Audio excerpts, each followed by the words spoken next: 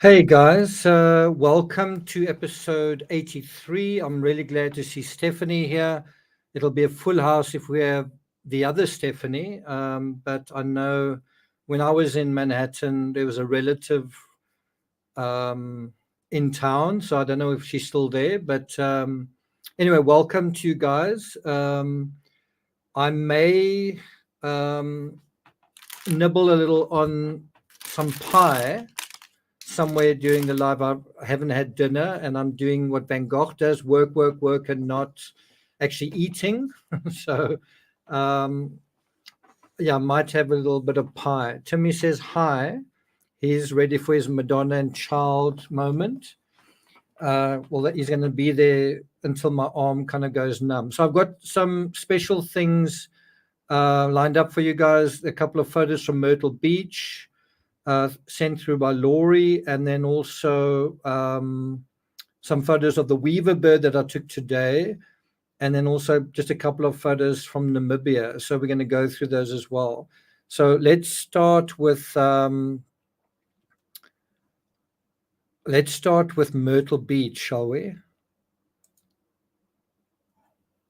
And I must say, it looked quite good on my phone. So that's a strawberry. What's a strawberry moon? It actually looks like the sun, doesn't it? Looks like the sun. So it's a really good picture. It's very hard getting good cell phone photos of things like the moon and the sun. And look how beautiful this actually looks like a painting. Look how beautiful the light is on the water. Doesn't that look a lot like a painting?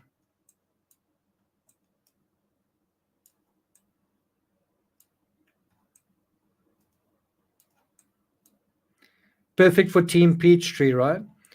So that's one of them. Here's another one, a bit clearer, and that's the moon. It's not the sun. That's the moon shining. It's called a strawberry moon, and I've been told that it doesn't do justice to actually being there, which I can believe. So again, look at these little reflections on the water, a little bit of fire on the water. Moon fire, right? Moon fire. And then here's the third one. Same kind of thing. Actually, no, that's not the one I'm looking for. I'm looking for. I hope I've got it.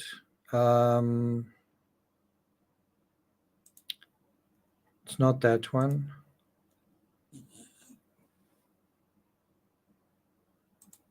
It's not that one. It's this one.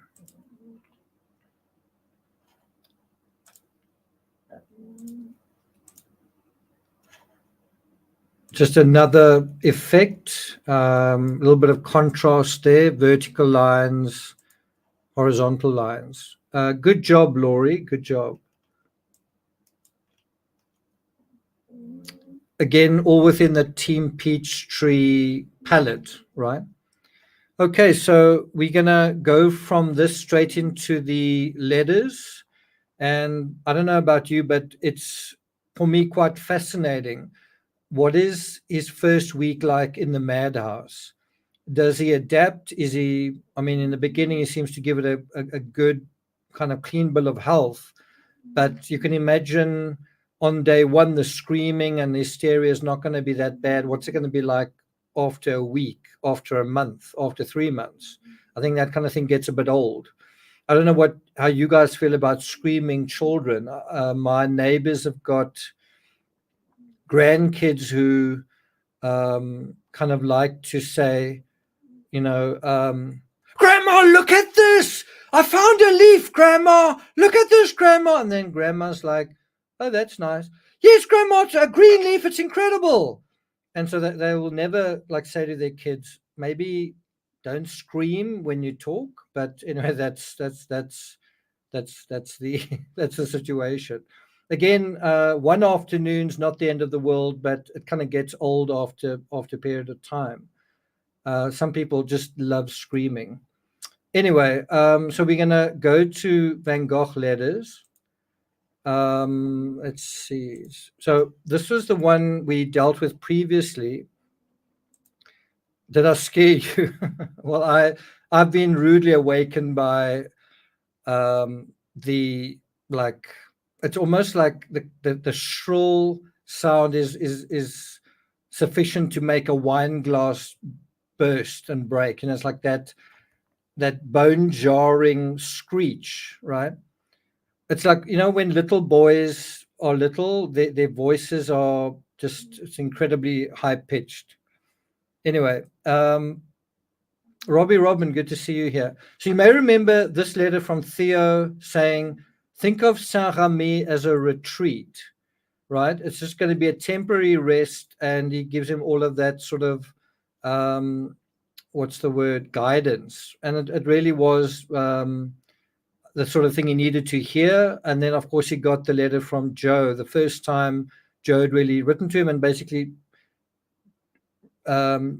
referred to herself as a sister.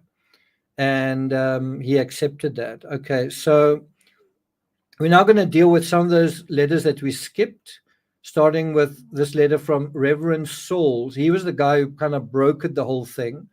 And I must say, I didn't really like him to begin with, but he looks like he ended up being quite an important player in getting Van Gogh transferred to somewhere that was going to suit everybody, the people of Arles, but also the artist.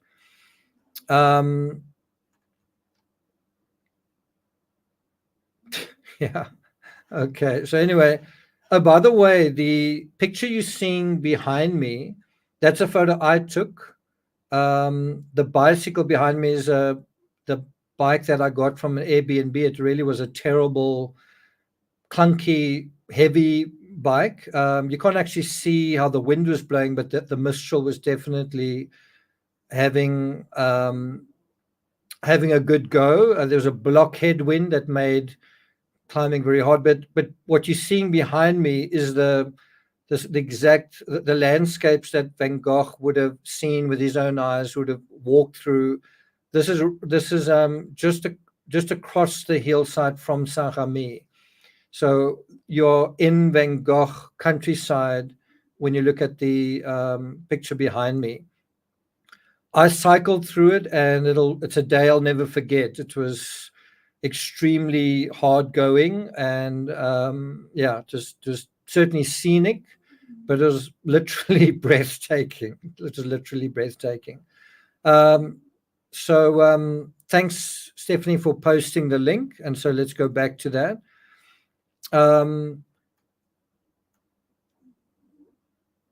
Dear sir, last Monday I received by telegraphic mandate your 200 francs.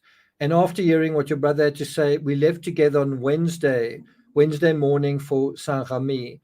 And you would imagine that would have been horse and carriage, right? They didn't drive there. This is 1889. They didn't go by bicycle. Bicycles don't think had really been invented yet either.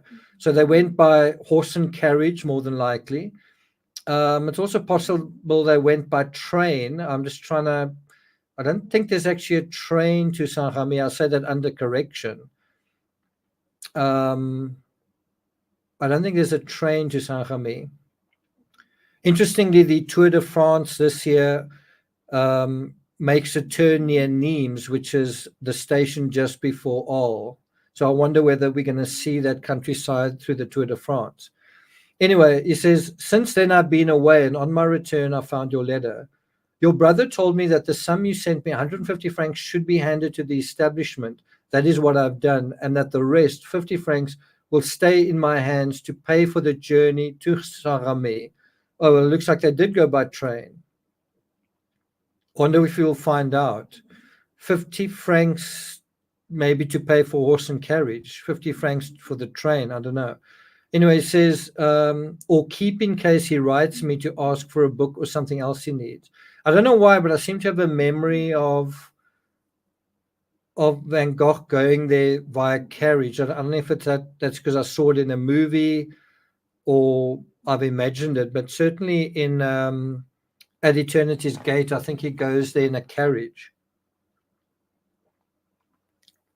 What do you guys think? Went by train or went by carriage? Then he says, he hasn't spoken about his linen and his clothes to me, and last week I questioned him about the outfit that he needs. He answered that he was sufficiently provided for. For the rest, if he lacks something in this respect, you can talk it over with Dr. Peyron, the director of the establishment. And we're going to probably hear from him more and more. He's basically the Dr. Gachet, the sort of guardian, the new Van Gogh's new guardian. I believe he is a man of confidence who will only ask for what is necessary without trying to make anything out of it. So basically someone who is trustworthy. There remains the settlement with the treasurer of the hospice. I asked him for his bill so that I could send it to you without speaking to your brother about it, in order to not to worry him. And you can imagine it would worry him. And so, yeah, you actually see a little bit the kind of quality human beings that are in the story. He is at least sensitive to Vincent. He doesn't want him to be more stressed than he already is. And we know from his own words that he felt very burdened by the debts that he'd incurred. And so this reverend takes it upon himself to deal with some of Van Gogh's additional debts, right? You will find it enclosed along with the receipt for the 150 francs that I've handed to Monsieur Peyron. Along the way, your brother spoke to me of the settlement with the treasurer of the hospice. Now, we don't quite know what along the way was. Was it by wagon or train? By carriage or by train? I didn't tell him that I already had the note in my hands. This shows a deficit, and I didn't want him to cause him any worry. So you kind of get the idea that Van Gogh's in quite a sensitive place where certain words, certain thoughts, certain subject matter is going to be triggering, right? And he says, I only asked him if he remembered the amount he had handed to the treasurer. It was not at all very clear in his mind. He thought he had given 30 francs before. Can you see? So he's actually, the person next to him does recognize that Van Gogh is a little, dare I use the word, unstable. He's a bit muddy in his mind, right? And if you haven't had enough sleep, or you're stressed, or you've been kicked out of the town that you live in, I think you are going to be not thinking 100% clearly. Any person that's quite sensitive is going to make a little bit of make some mistakes in how they assess things, right? Yvonne says train. Yeah, Lust for Life also says carriage. It makes sense. I just think if I could have gotten there by train, I would have. I think my alternatives were bus and bike. And so I took bike. Anyway, let's continue. So he says, I know he's not clear in his mind. I didn't want to worry him. I can't find any trace in the note that I have in front of me. And the treasurer, who I've just seen, assures me that he accurately took into account everything that had been given to him. I was writing my letter when the treasurer himself came to find me to tell me that he had indeed discovered in this particular case a paper containing 30 francs with a note saying that this money was handed him by your brother. He therefore took this bill back to redo it, and I will wait for it so I can send it to you corrected. So basically this whole letter is about money and the finances and so on. And then he says, our journey to Saint-Remy took place under excellent conditions. Mr. Vincent was perfectly calm and explained his case to the director himself, like a man who completely understands his situation. Wow, I'm a little bit confused. So Van Gogh goes to the Madhouse, and the guy he's with says that he was perfectly calm. I thought he was mad. And the director of the asylum says or certainly Saul says he explained his situation like somebody who completely understands his situation. I'm a little bit confused. I thought he was mad. I thought he was the mad artist.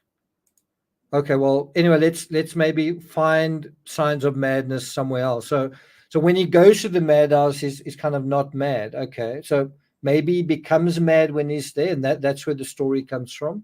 Anyway, let's see if we can find it. He remained with me until I left, and when I took leave of him, he thanked me heartily and appeared rather moved by the thought of the completely new life he was going to lead in this house. It's quite an interesting insight there. And also, something I kind of meant to mention during Van Gogh Letters 82 was Van Gogh is capable of social, let's call it emotional intelligence. And what I mean by that is, if you think about, he gets the letter from Joe, right? He doesn't just write back to Joe. He first writes to Theo, who you probably, in his mind and in his heart, he probably thinks, how can I put this? Wouldn't it be inappropriate for Vincent to write a letter only to Joe? In other words, wow, Joe has said such nice things to me. Wow, okay, I'm going to write to Joe. Joe is his brother's wife. And so you kind of get the feeling that Vincent is aware that, how can I put it, that he needs to be somewhat differential, to say, Theo, kind of address Theo, and then it's a kind of unspoken protocol, and then sort of speak to Joe. Do you know what I'm getting at? It would be inappropriate if he just wrote a letter to Joe, even independently. Not saying there would be anything wrong with it, but the way Vincent responds, I think, is acknowledging and respecting Joe's not just Joe, Joe's his brother's wife, right? And so his letter to her is within and under his letter to Theo. Does that make sense? So what I'm trying to say is he's capable of being socially sophisticated, if that's the word. He's capable of being appropriately respectful. He's also capable of not being. But in this case, he is. And you'd think a guy who's losing his marbles wouldn't be capable of that. Also, thanking Reverend Saul also shows that he's, in terms of a relatively new stranger, capable of being polite and appropriately respectful. Also, when he meets the when he is face to face with Dr. Peyron, he explains his case himself. It's not like kind of. Do you remember when Ace Ventura, Pet Detective, goes to an asylum, and the woman who's, I think, played by can't remember her name. It's one of the Friends actresses. She plays his sister, and she kind of brokers the whole thing, explains that he's really kind of off his rocker. And so in that case, someone explains on behalf of someone who's totally crazy what's going on with them, right? That doesn't happen here, right? Do you guys know who I'm talking about? I can see her face. I just can't think of her name now. You know the actress I'm talking about? There we go. Thanks, Maria. You saved me Googling it. So Courtney Cox plays his sister, and she explains to the sort of Madhouse doctor what's going on with her brother. And then when the guy looks in, Ace Ventura is sort of totally incapable of speaking rationally about himself. That doesn't happen here. Right? That doesn't happen here. Lamtoon says, I don't remember that scene. Well, there's a hilarious scene in that's sort of related to that, where he is dressed like a ballerina, and then he says, "I'm going to show you catching a football in slow motion replay," and he kind of goes, "Wow, good go." Okay, I'm not a very good actor, but that should remind you. And so she's got to explain what's going on. And I'm just saying, Van Gogh explains his own case, and like a man who completely understands his situation, right? So, yeah, you've got even the guy who's taking him to the madhouse vouching for him, essentially telling Theo, your brother is calm, your brother is sensible, your brother understands his situation, right? So, I don't know. I guess somewhere we're going to encounter the mad Van Gogh. We haven't encountered him yet. I guess we're going to encounter him eventually.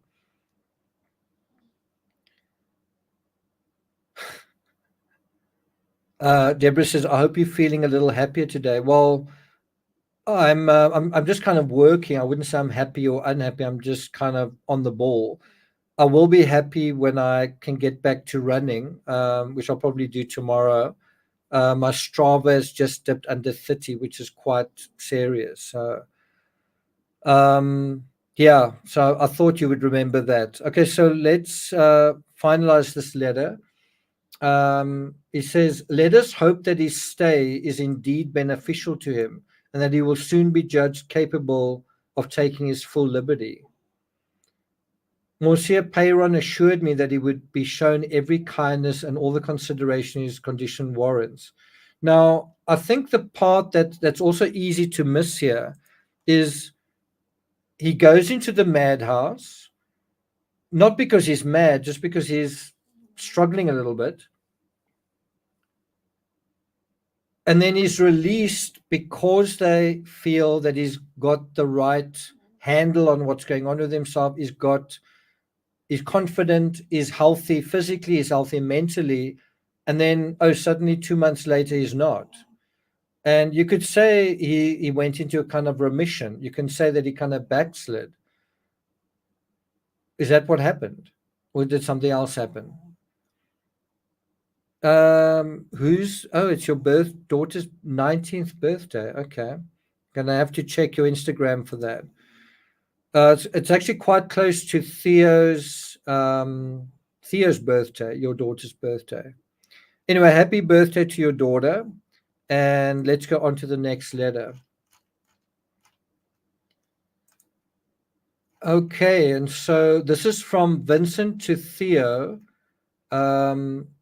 I think we've actually covered it already, but we'll just quickly review it. Thanks for your letter. You're absolutely right when you say Monsieur Sauls has been splendid in all of this, and I'm under the greatest obligation to him.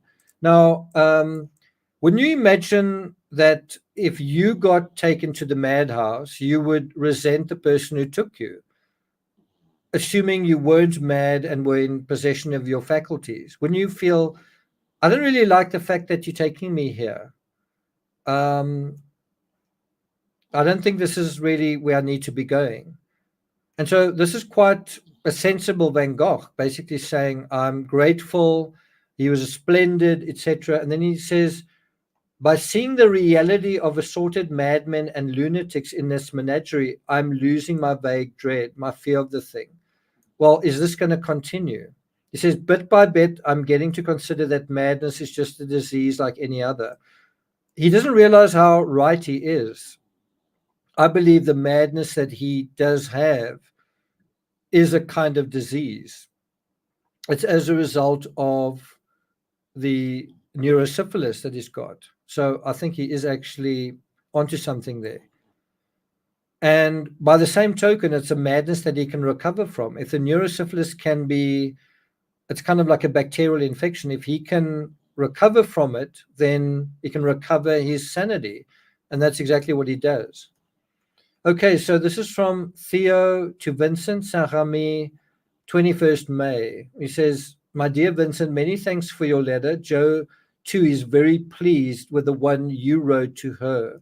And so Theo doesn't waste any time to say, Vincent, Joe basically likes you. Um, Joe was moved by your letter. Joe is on your side. We are on your side. We appreciate what's going on with you, not just me, we. And then he said, we hear with pleasure that your trip to Saint Remy was accomplished without a hitch. Now, I can't imagine that he's saying that if it was a train trip. And if you say the weather's splendid, would you say that if you're in a train? You would imagine that a trip with a horse and carriage, that distance, would be quite something. I mean, it's over a hillside. And, you know, anyway, he says, and that your stay there will not last very long, for it can hardly be pleasant to be so near many lunatics.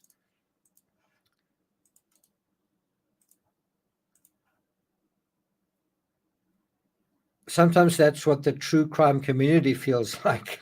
Anyway, what I should like is to be able to find people somewhere who would be able to take care of you. And that is really true. I mean, from here, it would actually be Theo who finds Dr. Gachet, and he's going to be the next caretaker, essentially, of his brother, and who would leave you entirely at liberty otherwise. And if you think about it, um, it's kind of a difficult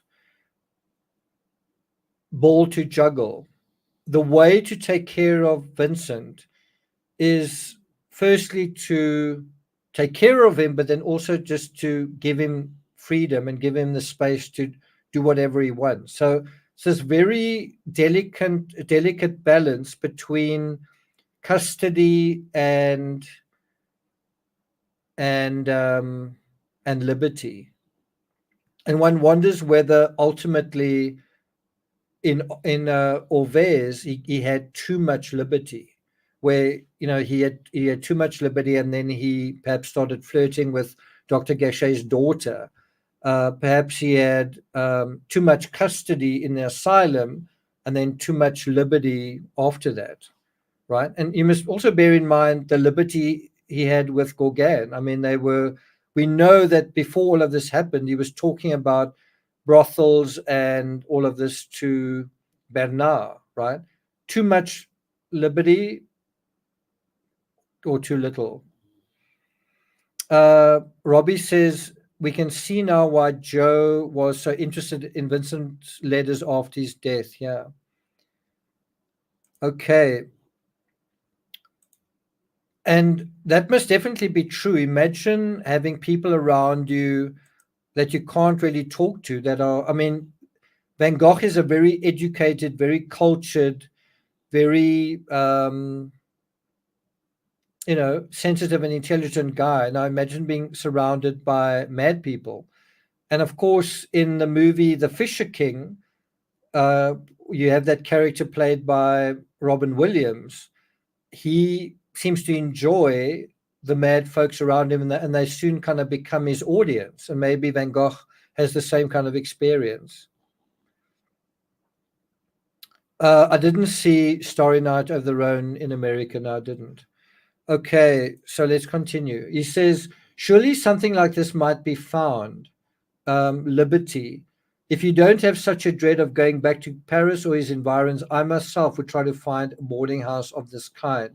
So he's kind of saying to Vincent, like at the moment that he goes into the custody, the confines of Saint-Remy, he says, don't worry, I'm going to try and find an alternative to this, a better alternative. And ultimately, what he's saying now is what happens. It just happens quite a long time later, a year later.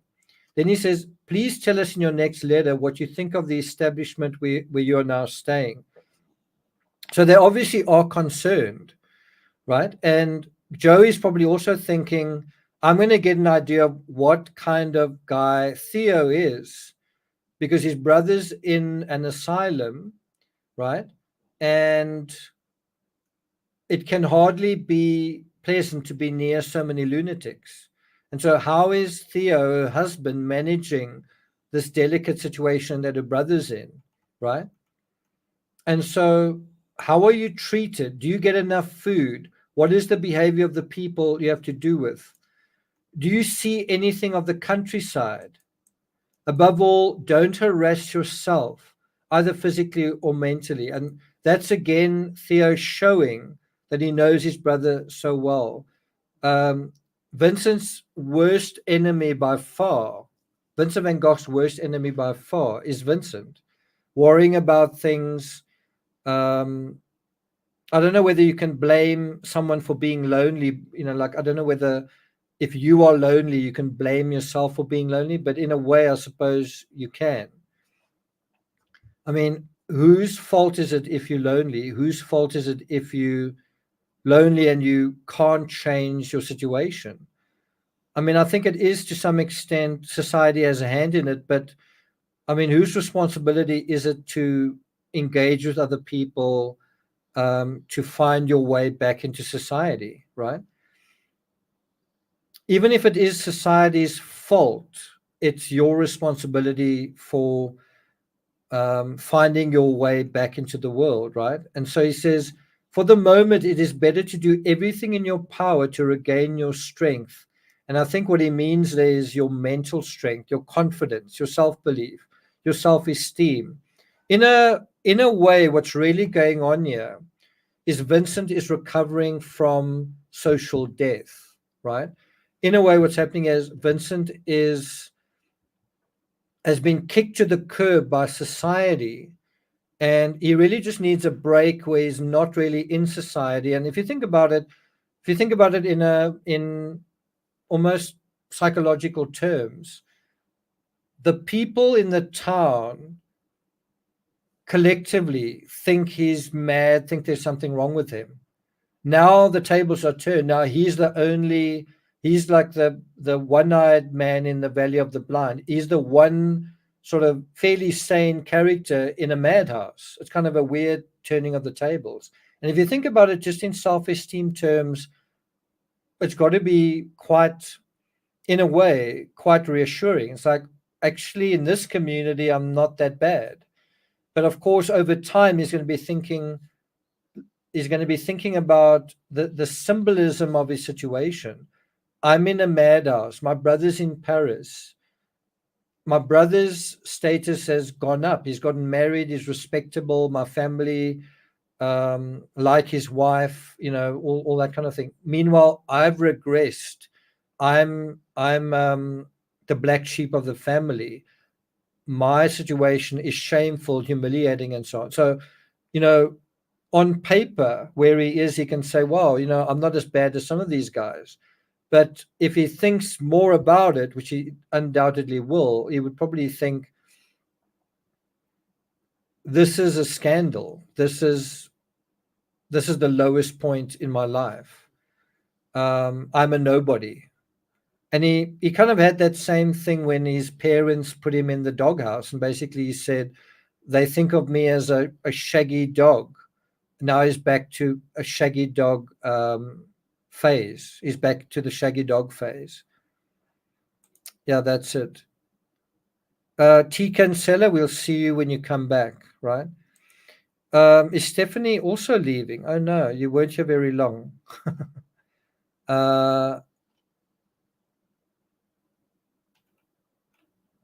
Okay, well, thanks for joining us, Stephanie.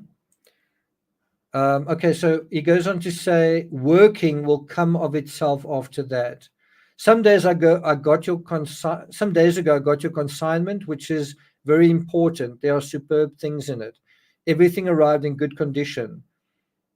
He says there are superb things in it. That's quite a compliment to him. And I must say, I agree. Some of his last art before Gauguin arrived, after Gauguin arrived, and shortly after Gauguin left are some of his best work. Everything arrived in good condition and without any damage. The cradle, that's definitely not one of my favorites. Definitely not. The portrait of Roulin, the little sower with a tree. It's also not one of my favorites.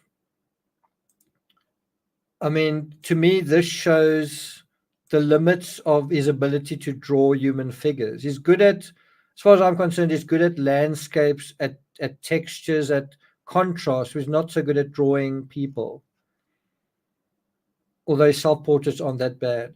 The Starry Night, and this is a taste of things to come. That's definitely one of his best pictures that he painted in oil. And this is kind of a appetizer to the Starry Night, isn't it?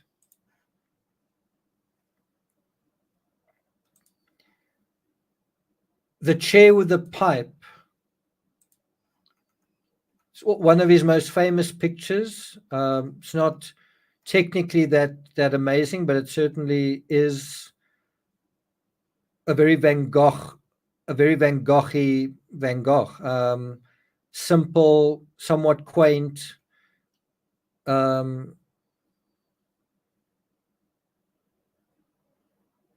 Typically symbolic, very humble.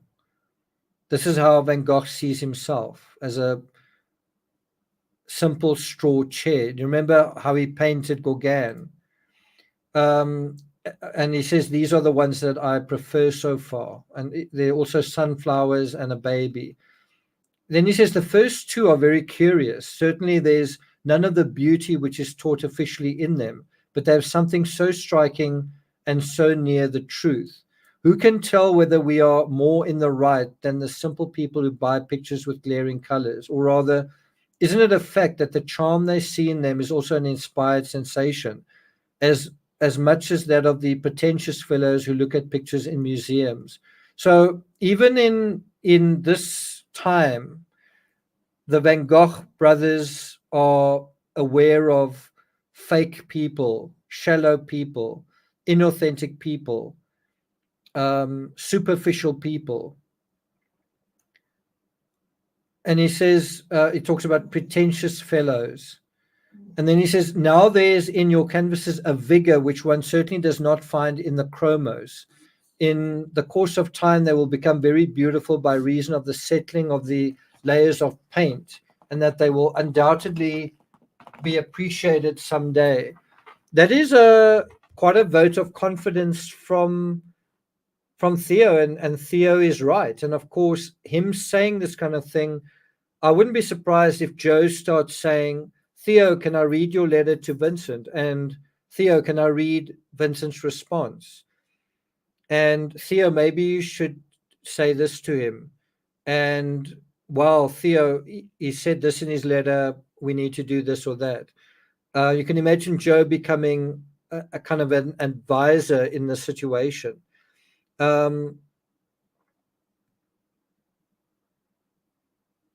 It's also interesting, the word that he uses there.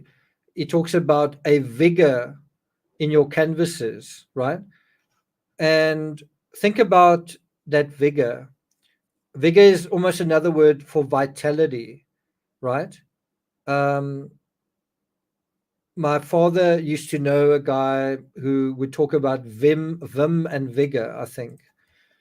Vim and vigor. And have you guys ever heard that? It's a British saying, I guess. It basically means energy and enthusiasm.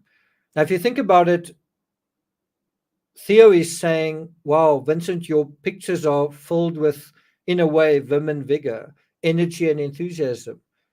Well, it seems like Vincent, if you didn't know any better, you would say, isn't it the opposite? Isn't he someone who is running out of energy, or he's got very erratic energy, or his energy is very unstable? And what's the other thing?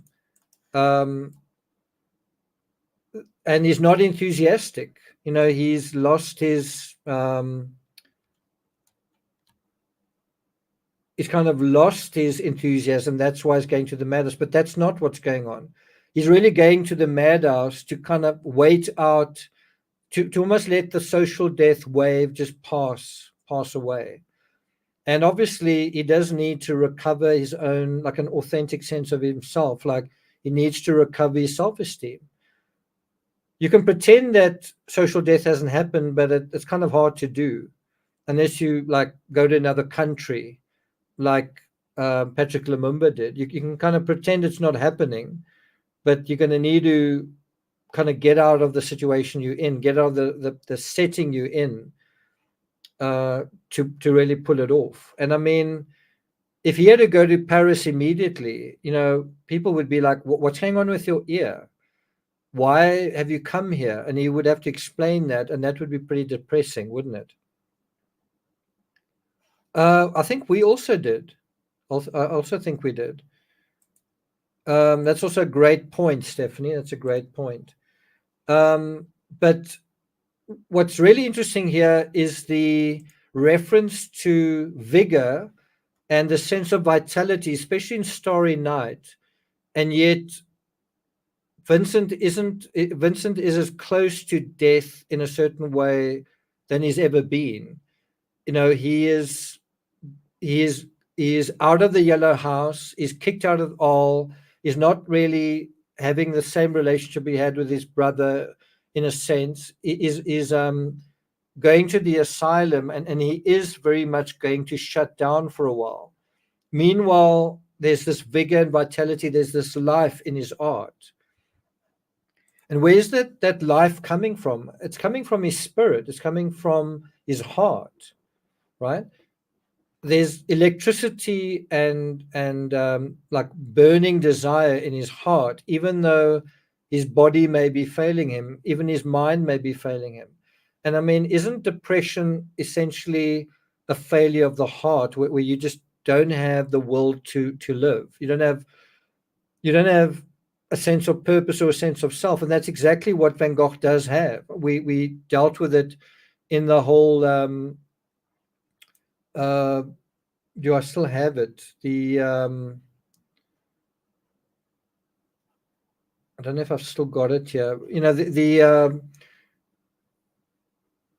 Maslow's hierarchy. We dealt with how it's inverted with Van Gogh, where he's self-actualized as an artist, even if he's not self-actualized in terms of society. He is who he is. He's become who he wants to be. He has pretty good self-esteem in terms of who he is, self-belief. But he doesn't have any of the other things. He doesn't really have really enough love from society or from friends, and he doesn't have really a place to live, and he doesn't really get his meals, right? And so that vitality is nevertheless there. And often you have that vitality when you're self-actualizing. Anyway, so he goes on to say, we see that. So he says, in the course of time, they will become very beautiful by reason of the settling of the layers of paint, and they will undoubtedly be appreciated someday. That's Theo's vote of confidence. And you can imagine that Theo's faith in Vincent is something that Joe observes, that Joe sees evolve, that Joe also begins to appreciate, that Joe recognizes, and that Joe feels that she needs to do something with ultimately. So Joe is a witness to the validation, the belief, the confidence, the faith that Theo has in Vincent, right? That's important. Is Liesel here? Hi, Liesel. I think Liesel's in Alaska at the moment. Liesel sent me a very beautiful picture of Alaska.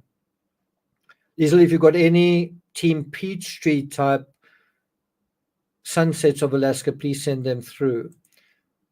Okay, so then he says, we see that the Pissarros, the Gauguins, the Renoirs, the Goulamins, and by the way, here Theo is also endorsing Gauguin.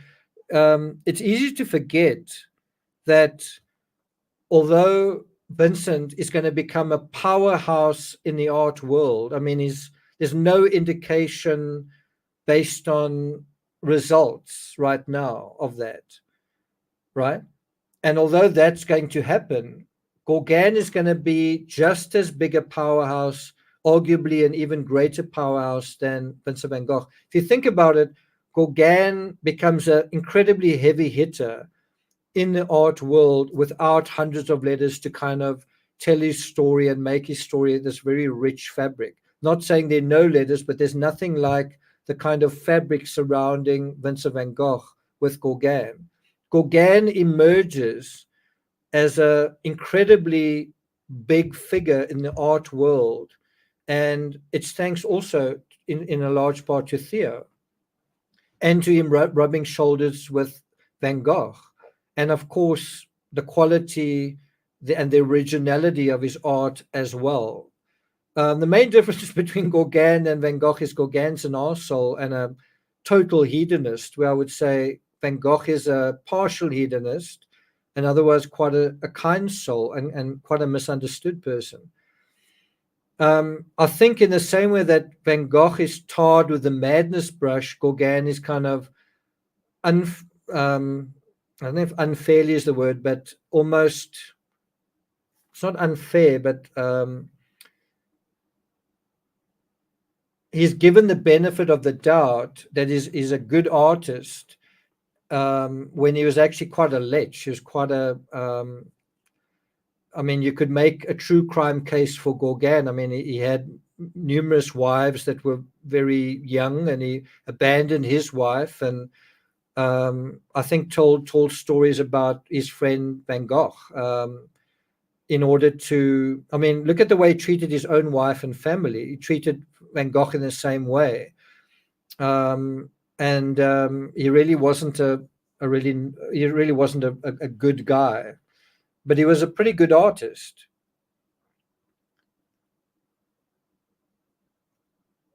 And the same applies to you, Ison. You can also send through your Team Peachtree shots of, I'm not sure where you are now, Hawaii or in Oregon, but whichever one it is, you can send it through. Connecticut, Stephanie, Team Peachtree sunsets, you can also do. By the way, Ison, just something I saw, I read about the fear that Mount Rainier might erupt and cause, I can't remember the word.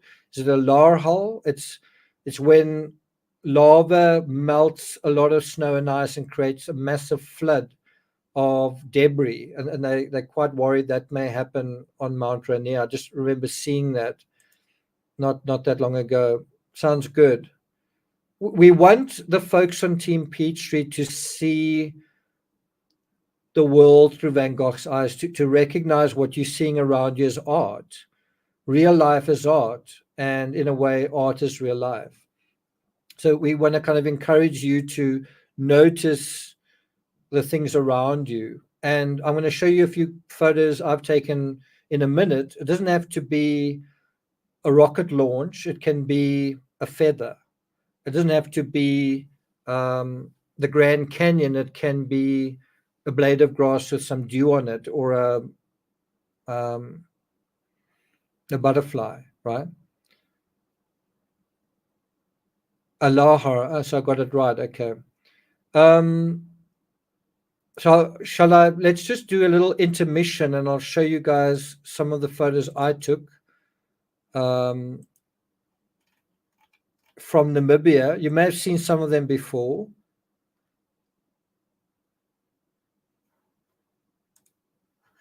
So look at the color of this dune. Look how orange it is, orange and blue. I wonder what Van Gogh would have made of this if he ever had the opportunity to go there.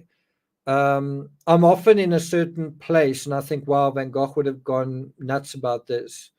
For example, Yosemite, I think he would have been like, I'm not leaving here. I am not going to leave here. But yeah, so many places.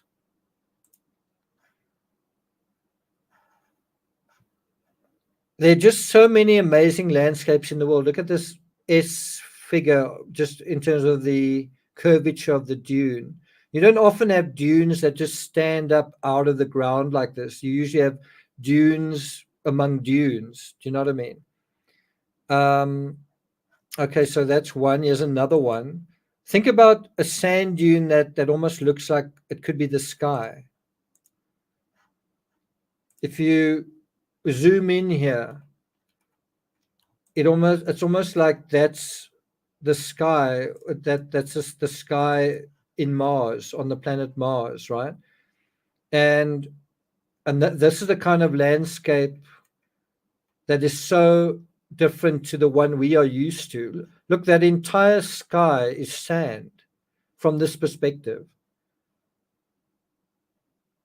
And you've also have these dead trees in the foreground and then this forest in the background. And what I think this is a riverbed that has just moved from here to there.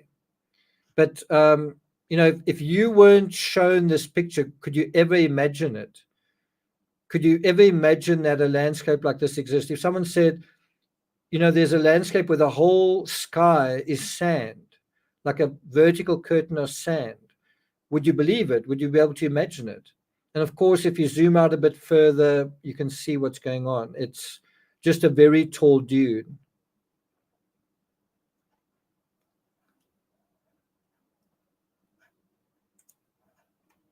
And then here's another version of that.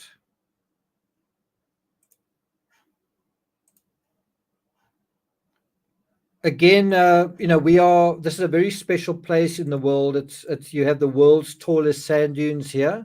So it's not just somewhere that's typical. This is an area of the world with the tallest sand dunes.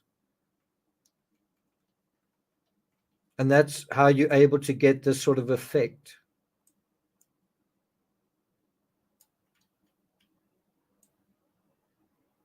Right? I mean, that in itself could be a painting, just that. And, when I visited Jean in Boulder, she actually had a painting by a brother that was sort of like this, just with a horizontal line, but very close to these colors. Okay, next one. Just going to do another 3 pictures, then we'll go back to Van Gogh letters.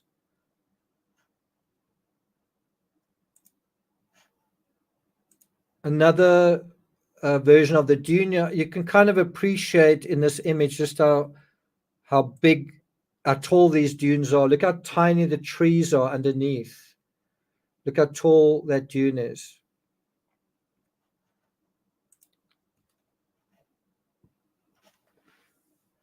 Okay, 2 more pictures. So here's a black and white version of the same thing.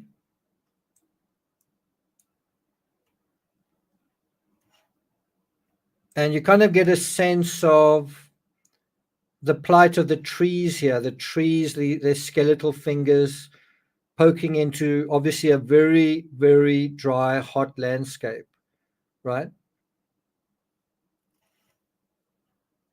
This would be, I think, quite a good setting for very dystopian movies about the world 200, 300, 400 years after serious climate change. Maybe a good place for a fictional dystopia. And they actually filmed Fury Road in Namibia. Because it was too wet in Brisbane. This is what I mean by you can take a photo. You don't have to go to the desert or a forest or the Grand Canyon. You can take a photo that shows life on very small terms. You know what you're looking at here? Anyone know what that is a picture of?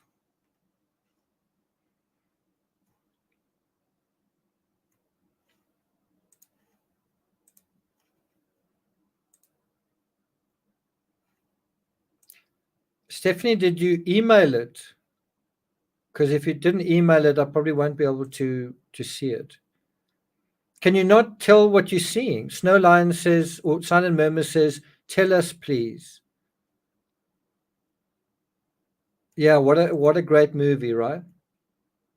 By the way, Charles, I really appreciated your comment in the previous video.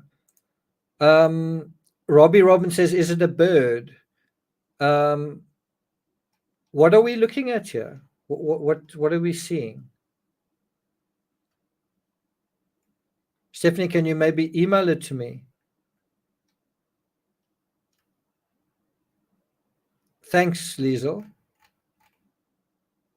So yeah, these are bird bums. These are two sparrows sitting next to each other. They've been trying to build a nest in the kind of crook, the elbows of this. This is kind of a light cover, and they've been trying without much success to try and put twigs and so on here, and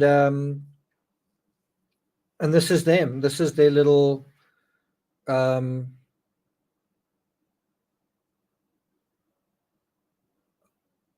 I guess, or what they're hoping one day will be a home, and obviously it didn't happen. So this is two little lives and two little hopes, right? Definitely not the easiest place to bed down for the night, right? At one point, I did actually tie some string there to try and help them, almost like make a hammock, so that they could start, putting a nest there. But they weren't really able to do it, and I was a little bit worried that if you have enough twigs, the bulb could actually spark and set fire to that, which wouldn't be ideal. Anyway, so let's go back to Van Gogh letters. I'll show you the photos of the weaver bird a little bit later. That's the right review of that image. Thanks, Maria. Okay, so let's go back to that.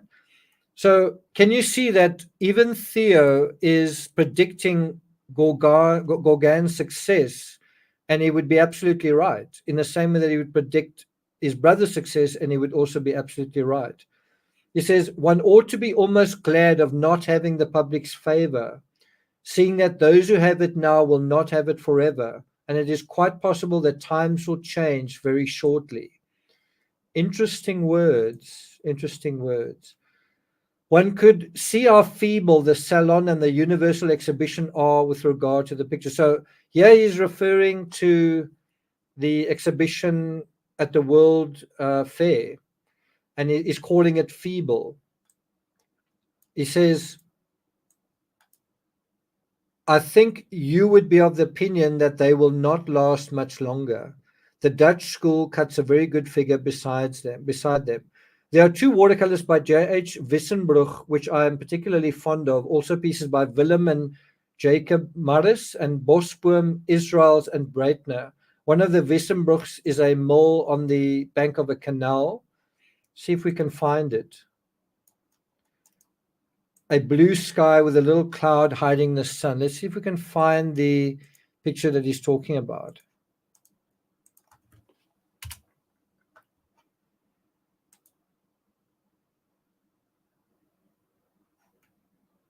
Oh, it looks like it's this one. It actually is quite a beautiful picture.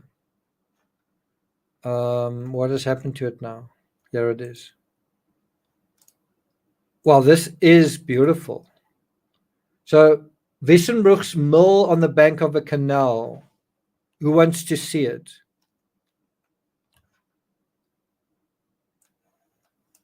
Well, there it is. Isn't that beautiful? Wow. That really is a beautiful painting. I mean, that looks like a photo, doesn't it?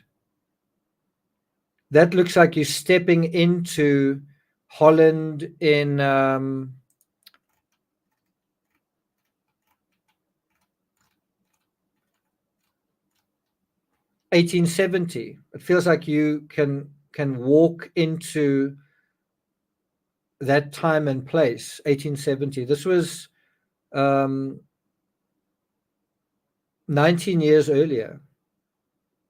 That's what Holland felt like. Boats, carriages, women with their little bonnets, windmills. and the charming Dutch landscape. Yeah, exactly. And I must say, when you look at that, I don't know, in some ways it puts Van Gogh's work to shame. Van Gogh's work's very, very different. This is basically looking at the world and recreating it. Van Gogh's is more expressionistic. It's more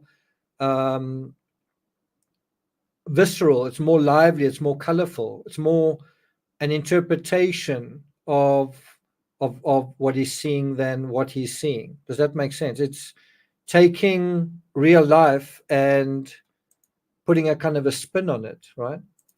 Anyway, let's go back to the letter. Where is it? So he says, a blue sky with a little cloud hiding the sun. Is there? Where were we? Well, I guess so. I guess somewhere there's a cloud. I don't know where the sun is.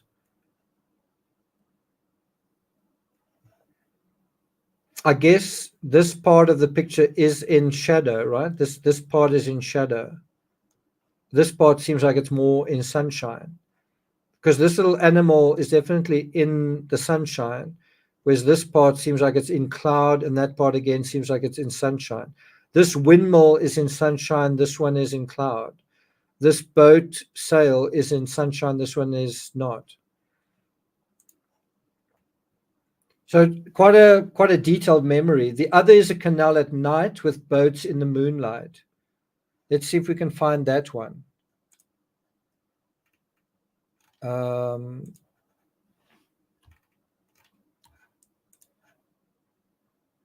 Boats at night.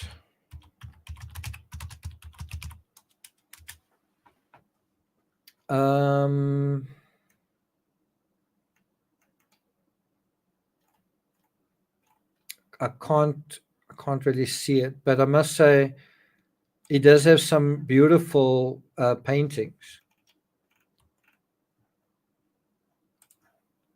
These are just a couple of additional paintings. That's not the one he's talking about, but it certainly is quite pretty, isn't it? You see these windmills in the distance. And these are some other pictures. Must say, I really like this artist. I wouldn't mind having some of these pictures in my home.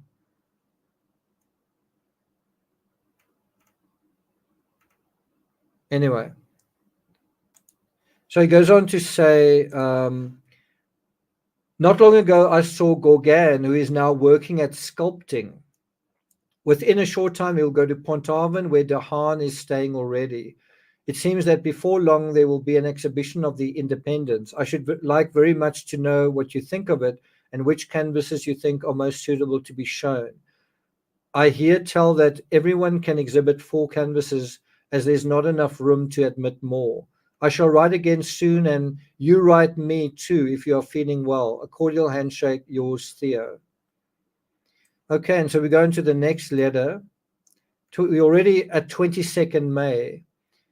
My dear Theo, the letter I've just received from you gives me great pleasure. You tell me that J.H. Wissenbroek has 2 pictures at the exhibition, but I imagined he was dead. Am I wrong? Certainly he's a mighty good artist and a decent, big-hearted fellow too. What you say about La Berceuse pleases me. It is very true that the common people who are content with chromos and melt when they hear a barrel organ are in some way, vague way, right. Perhaps more sincere than certain men about town who go to the salon. So he's also, in a way, criticizing artificial people, pretentious people.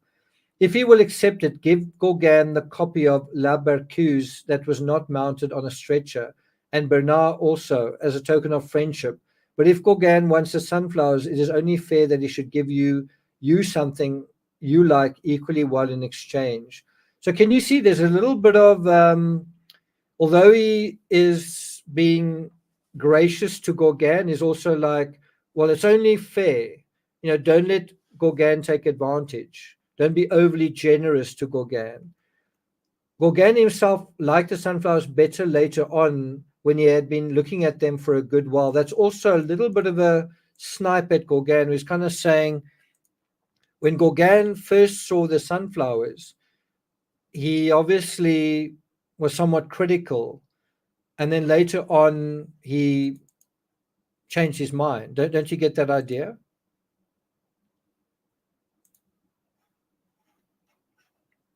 And then he says, what you also have to know is that if you arrange them this way, namely La Berceuse in the middle and the two canvases of sunflowers to the right and left of it, it makes a sort of triptych. And so that's what he's talking about.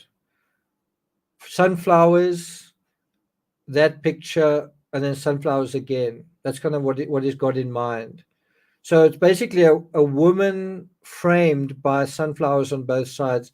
And basically, if you can imagine it, yellow, green, yellow. But there's also green, sorry, there's also yellow in this picture. Do you know what I'm talking about? It's, oh, I thought I remembered it having yellow, but her face is yellow. I think there's another version of this that is yellow, but can you see there are flowers here?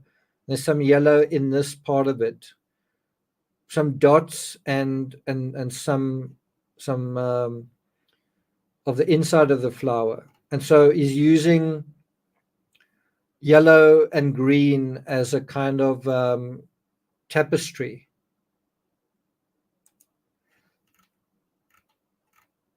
That's the other one that I think he's referring to. Yellow and green, you see? And what do we see here? Mostly yellow, but also some green. It's kind of using inversions. Okay. Then he says, and then the yellow and orange tones of the head will gain in brilliance by the proximity of the yellow wings. So it's actually quite incredible how kind of visionary he is in terms of matching paintings with one another. You know, it's not just one individual painting. He's kind of thinking in a more kind of integrated way. And if you think about it, wow, isn't he supposed to be mad?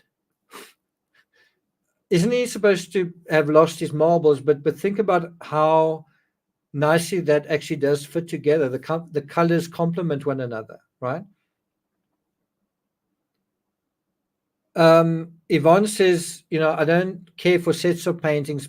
I've got in my lounge, I've got I don't know what a triptych is, where you've got 5 or 6 pictures. I think it's a pentatych or whatever. But I've got 5 or 6 posters of the Grand Canyon all in one, let's call it triptych. It really does look beautiful. Right outside, well, let me actually go and get it off the wall.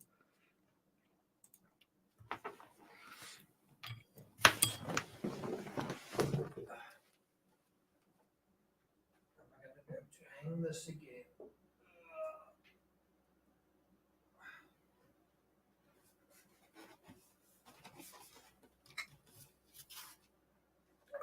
It's quite heavy.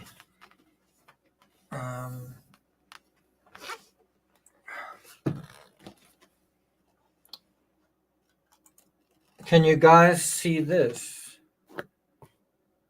Oh dear.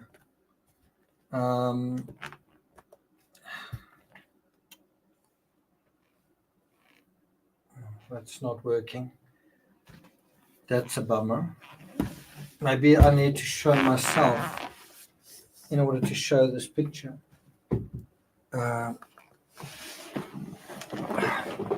Okay, so that worked. Can you guys see this?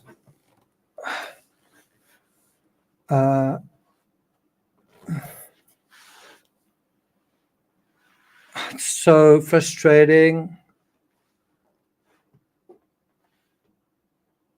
Can you guys see? There's 2 pictures in this one frame.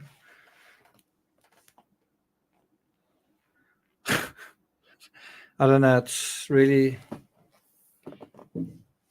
It's now when you need a, what do you call it, a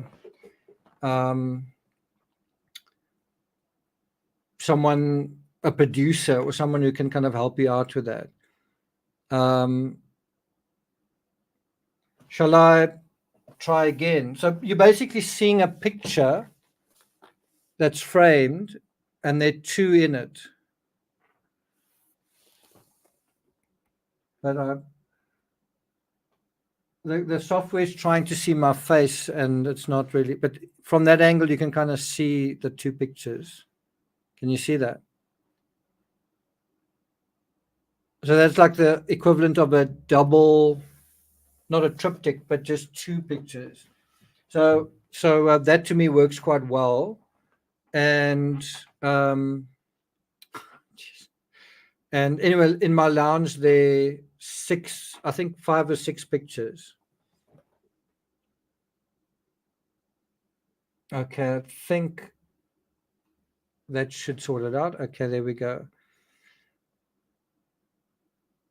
Yeah, I can put it on the community page. Good idea. But I just wanted to show you guys quickly while we were talking about it. So I'm not trying to show you up, Yvonne. I'm just trying to show that it can sometimes work. I'm actually not a fan of it in general myself, but sometimes it can work. Sometimes it does work. Then he says, and then you will understand what I wrote you, that my idea had been to make a sort of decoration, for instance, for the end of a ship's cabin. Then, as the size increases, the summary technique is justified. The frame for the central piece is the red one, and the 2 sunflowers which go with it are the ones framed in narrow strips. Now, again, I'm a little bit confused.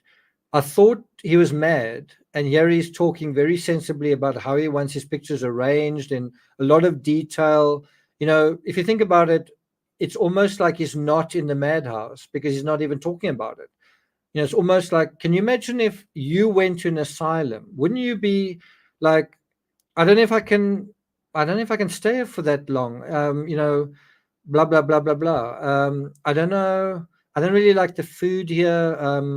My room is kind of small. He's not even talking about that. He's talking about his art.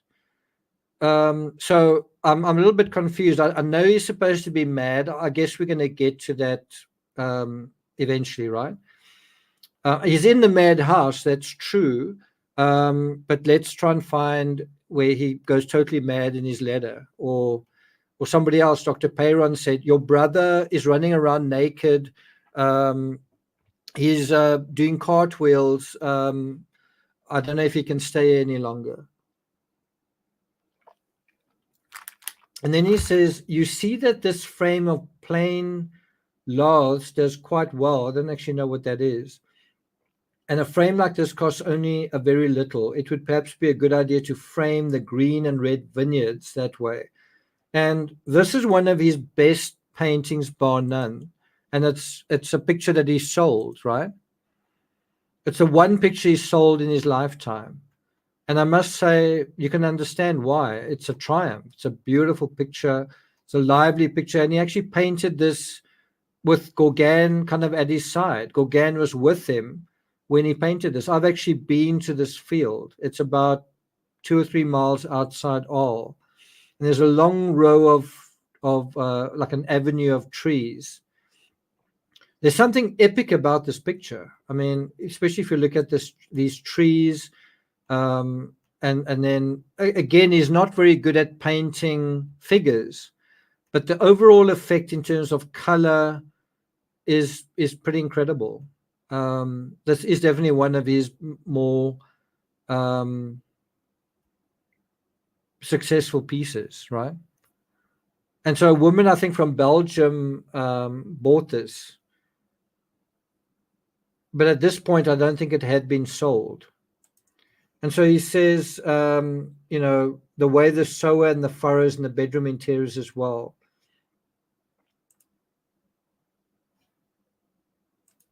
So that's a reference to that. And you must remember, all of this is being written by hand. You know, we're reading the sort of sanitized typewritten text translation. He's writing this to his brother, I believe, in French, and it's handwritten with these sketches. Anyway, then he goes on to say, Here is a new size steady canvas, once again as run of the mill as a cheap chromo, depicting age-old love nests in the greenery.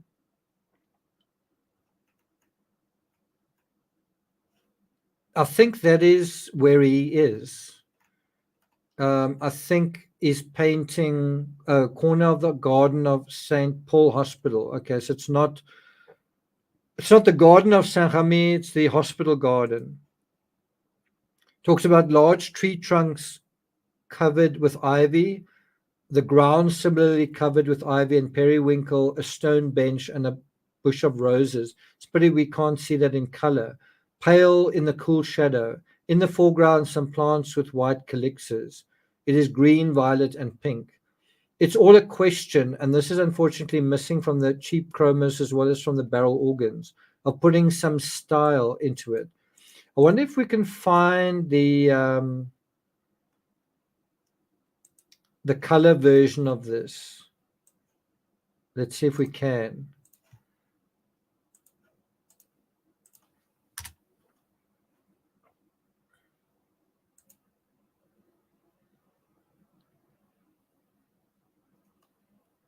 I don't see it.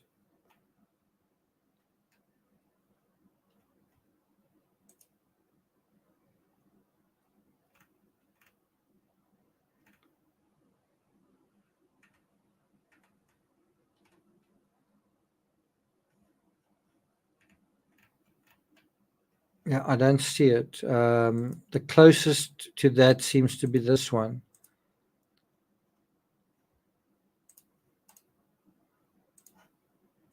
That seems to kind of be the closest sort of thing. It's not quite the same. Okay. Let's go back to the letter. So he goes on to say, by the way, I really like this picture as well, the green vineyard. Also like that one. That's kind of the summer version of the autumn vineyard. Okay. The green vineyard, the red vineyard, right? Then he says, since I've been here, so now he's talking about the asylum, there's been enough work for me to do, what with the neglected garden with its tall pines and long unkempt grass mixed with all sorts of weeds, and I haven't even been outside. I think he's talking about kind of gardening. I don't think he's talking about drawing the garden. I think he's talking about actually tending to it. Then he says, however, the countryside around Saint-Remy is very beautiful, and that really is true. What you see behind me is the countryside, and not the best execution of it. I wonder whether I can show you some additional pictures I've got of that countryside. Just see if I can find it really quickly.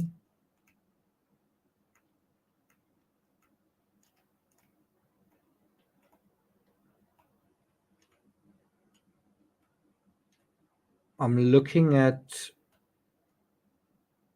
my pictures, but so this is what I'm looking at. Some of the photos I took in all. This is in front of the yellow house and so on.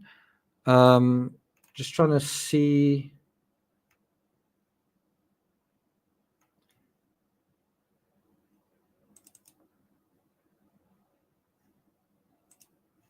This was a picture I took at the hospital. You can see it's still got the original paint. I'm trying to see if I can just find my original pictures that I took when I was there.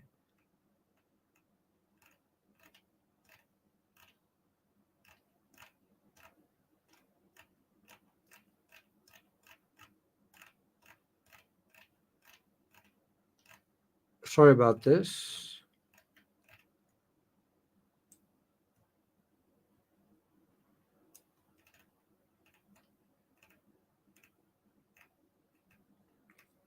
Aha, I know that's not it. So these are just a couple more pictures taken in the Netherlands, but it's not quite what I'm looking for.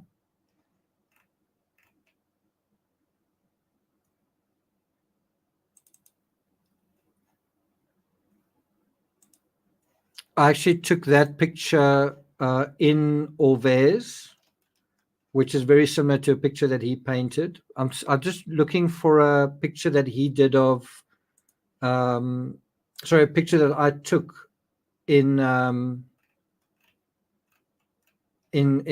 of Sarami.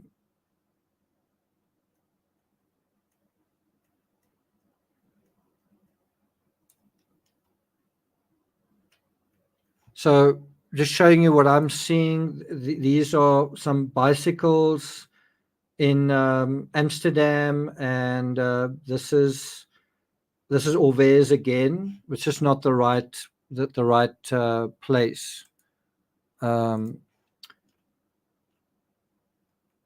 This is Dr. Gachet's sort of residence. But let me. I just want to. Okay, so this is closer to where I want to be. I took this picture. You can see it's the same kind of sky as the one behind me. I took this picture on the day that I cycled to Saint-Remy. I went via the Abbey of, I think it's Montmartre, and the wind was blowing quite strong. You can't really see it here, but you can see you can see kind of a row of mountains in the background there a little bit. You get a little bit of a sense of that square yellow landscape that Van Gogh painted from this. You can get a bit of a sense of that. Still not the best picture I've got of that day. I wish I had it kind of with me, but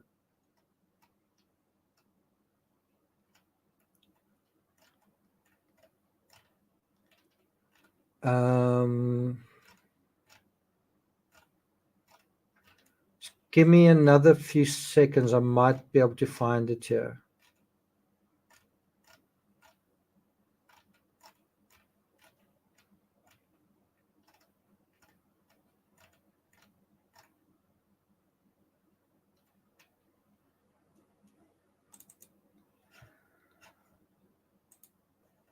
I haven't found it, but that is something else that I painted I photographed very close to Arles. I was lying in grass, and that's that. I think it's called Pont Neuf or whatever, but that's very similar to the picture he painted. I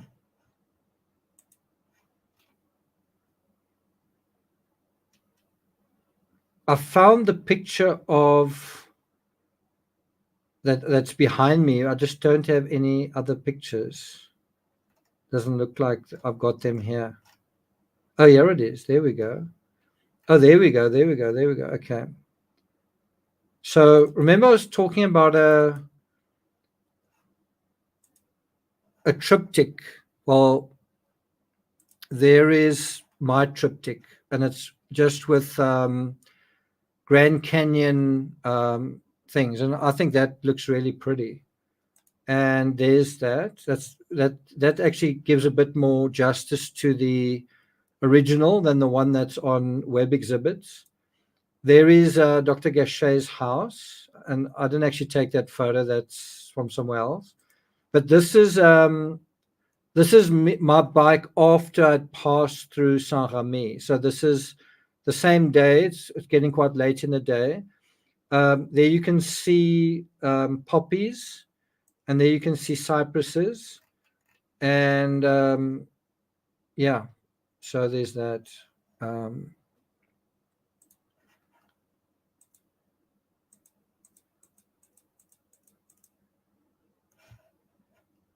Okay. I think that's kind of enough. Shall we get back to Van Gogh letters? Glad I was able to find it at least. Okay, so let's go back. What do you mean? Did you mean did it make me tired, or did it make me cry? It was more Mel says I travel vicariously through Nick. Okay. Anyway, let's continue. He says, Saint-Remy is very beautiful, and little by little I shall probably make a few short trips. But while I stay here, the doctor is, of course, in a better position to see what is wrong and will have his mind set at rest, I hope, about what he can let me paint. I assure you that I am all right here and that for the time being I see no reason at all to take up lodgings in or around Paris. So even Van Gogh gives himself kind of a clean bill of health. He says, it's beautiful here. I can see myself painting. I don't need to go to Paris. I'm fine. Right. So while he was worried about what was happening and wanted to join the army, now he's quite settled down. Do you notice? Then he says, I have a small room with greenish grey paper with two sea green curtains with a design of very pale roses, brightened by touches of blood red. Now, pay attention to this because this is the setting where Van Gogh is about to paint one of the most important paintings in art, Starry Night. He's now arrived in the room where he's going to paint this seminal picture. And is kind of in a good place. Things aren't as bad as expected. The environment is pleasantly surprising, definitely is. And then he says, these curtains, probably the legacy of some deceased and ruined rich person, are very pretty in design. A very worn armchair, probably from the same source, is covered with a tapestry speckled like a Diaz or a Monticelli in brown. What is this sketch here? Okay, just that. Then he says, through the iron-barred window, I can see an enclosed square of wheat, a prospect like a Van Goghian, above which in the morning I watch the sunrise in all its glory. And guess what? Above that, he will also see the stars. And he has an iron-barred window, so he is essentially kind of in a cell. And it's only an artist that could look at his prison cell essentially as in an artistic way. Wow, the curtains remind me of that painting. Wow, the armchair makes me think of this, right? Then he goes on to say, in addition, as there are more than 30 empty rooms, I have another room for doing my work. And now he talks about the food. The food is all right as far as it goes. It tastes a bit musty, of course, as in a cockroach-infested restaurant in Paris or in a boarding house. The poor wretches here having absolutely nothing to do. That's how he refers to the people he's with. Poor wretches. He's one of them. They've got nothing to do, not a book, nothing more to distract them than a game of boules or a game of drafts. They have no other daily distraction than to stuff themselves with chickpeas, haricot beans, lentils, and other groceries and colonial produce in set amounts and stated hours. In a way, it's almost like looking down on them. It's like, wow, you poor, bored bastards. I can at least occupy myself with my art and my ruminations and my reading, but you poor schmucks, all you've got to do is eat and sit around and get bored. What do they say is the devil's workshop? As the digestion of these foodstuffs offers certain difficulties, they fill their days in a way as offensive as it is costly. So yeah, you've got so once again we're dealing with a really mad artist here, and he's describing the mad people around them again in quite a sane way. In quite a sane way, isn't he? But joking apart, my fear of madness is wearing off markedly. So he arrives at the madhouse and he's like, wow, these guys are mad. Since I can see at close quarters those who are affected by it in the same way as I may very easily be in the future. And that's actually true. He is actually going to be assailed by a kind of madness. It's going to get worse. Whatever is affecting him, I'm certainly not giving him a clean bill of health. I'm just saying it's misunderstood and it's very much exaggerated by the public. Then he says, previously I was repelled by these individuals. I found it distressing to have to reflect that so many in our trade, Troyon, Marchal, Marion, Yunt, Marie, Monticelli, and a whole lot more finished up like that. Wow. So here he's actually telling us that other artists finished up basically as lunatics. And I don't know if that's unreasonable to say. I mean, how can I put this kind of delicately? I don't want to make I don't want this to sound kind of insulting, but my brother is an artist, and he is pretty eccentric. He knows it. A lot of people know it as well. I'm not conflating that with madness, but I'm just saying when you are very creative, and this is well known, creative people live by a totally different timetable. They have a totally different way of seeing the world. I met Gene's brother in San Antonio, and artists just have a very different anchoring, right? And some of it's fairly rational, but some of it is very eccentric. And you can imagine artists who struggle and who perhaps start taking substances and who go through something traumatic may become more and more and more eccentric because they're not used to being grounded in reality. And that's part of their charm, but that's also a double-edged sword, right? I once read that creativity, if that's the word, there might be a better word for what I'm talking about, but basically when you able to think about things in a totally different way, that's actually a defect in our thinking. It's almost like the way our brains are supposed to work is it's almost like you open a faucet or a tap, and a certain trickle of information comes through, and we are able to do that. In other words, we are able to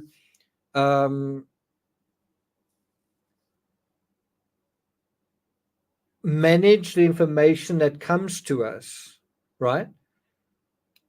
And whatever it is, news, whatever the thing that is stimulating us, we're able to manage that. We're able to reduce it to kind of a manageable trickle. But with artists, they kind of have the taps completely open all the time, and so they are getting a deluge of stimulus and information and feelings and ideas. And it's not actually a talent, it's actually in a way a defect. It's kind of like this rush of unfiltered raw data, which they kind of go, oh, okay, I'm gonna try and do something with this, okay, and then they kind of distill that to some extent. That there's a little bit of filtering, but what I'm trying to get at is the original source. That's different between an artistic person and a very creative person and somebody else. Is the artistic person is getting huge amounts of stimulation, and they're just not actually able to kind of close that tap.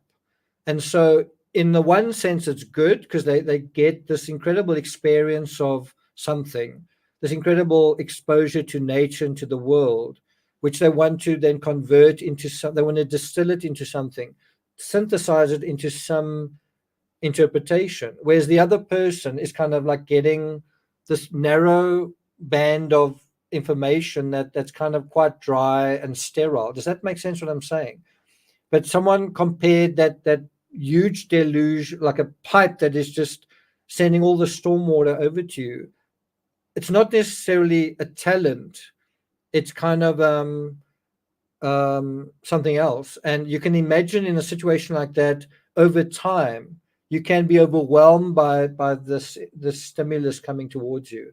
And isn't that exactly what happened to Van Gogh? Isn't that what this whole period of the Yellow House and Gogh and the debauchery and getting drunk and womanizing, isn't that he got overwhelmed by the flip side of creativity?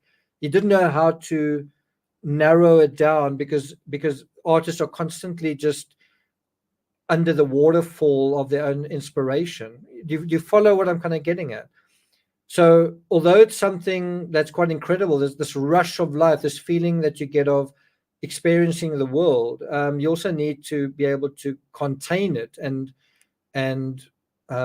manage it. And artists aren't very good at that because they're used to unmanaging it. They're used to unleashing it, right? Snowline says, my head is a sieve. Well, it can be. I mean, someone who's completely a slave to worldly norms is as dull as dishwater, and that's how he's seeing these people around him, right? I'm just saying there's the counter to that as well. Anyway, he goes on to say, it was quite impossible for me to picture them in that condition. And now he can. He's picturing these artists as madmen. Now I can think of all that without fear. That is to say, I find it is no more dreadful than if those people had died of something else, consumption or syphilis. Now, there's a very rare reference to syphilis, and it's hard to imagine that he's not in some way. This is like his second or third or fourth day, maybe his first week at the asylum. It's hard to imagine that the doctors or the patients haven't in some way educated him, informed him, or reminded him of this as being a possibility. Don't you guys think that that's quite an important insight? And I mean, that is what I believe was behind all of this.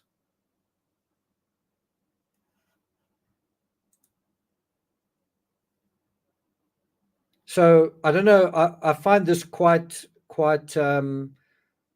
It takes what we believe. It takes our theory a giant step forward, doesn't it? I mean, what better diagnosis do we get than from the artist in his own words and his own references? He says, I see these artists being reinvested with their old serenity. And don't you think it's quite something to meet these old colleagues of ours again? That, joking apart, is what I'm profoundly thankful for. Now, in a way, we've got a riddle, and the riddle is, how can someone be mad without being mad? Right? Think about that contradiction. How can you be mad, but you're not mad?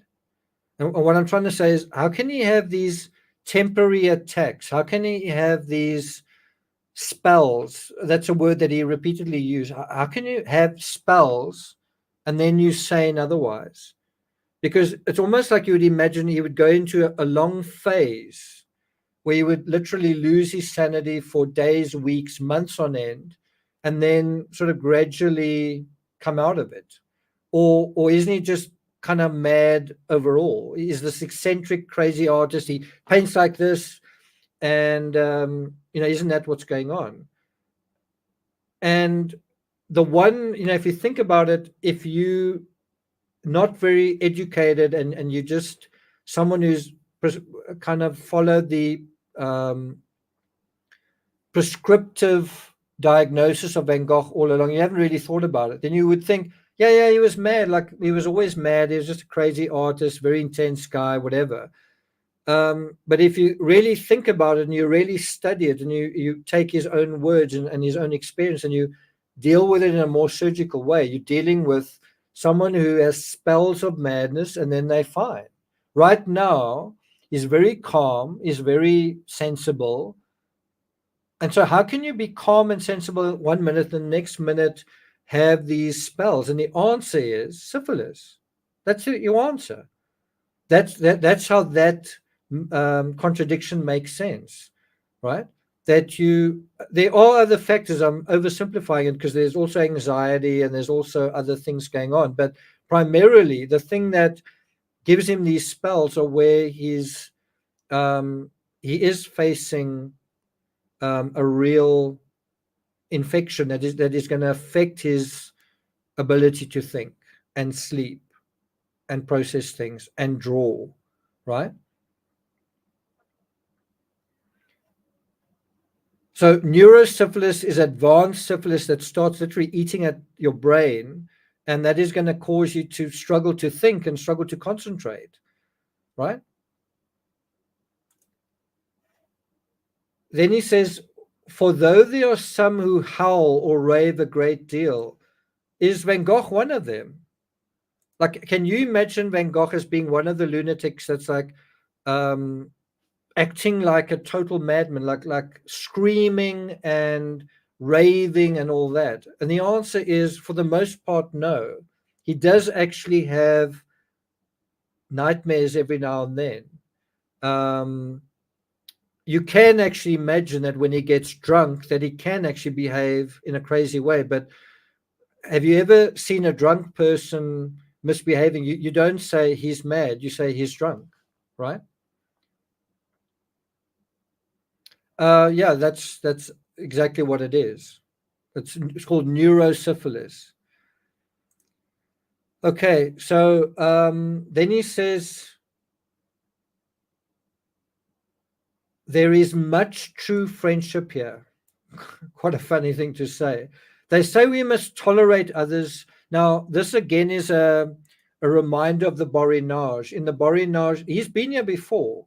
In the Borinage, he's amongst very poor people and he lives with them, and he's almost like a messiah or a messianic figure. He's kind of a someone who comes there and ministers to them and lives with them and suffers with them, and while he's there he paints and reads and so on, but he shares in their travails. In a weird way, this is the Borinage part two. Do you think at any point he feels that he's the same as these people? No ways. He's a very educated, somewhat privileged person. I mean, he's got his own brother paying his way, right? And he's definitely not at the same level as these lunatics. And so he's able to write about them in the way that he does a week after he's been there. There's no self-pity here. There's no like, woe is me, what's going on? I've lost my mind.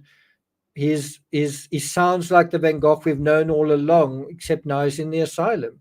Isn't it fair to saying something like that? Stephanie says, I can picture him throwing something in anger.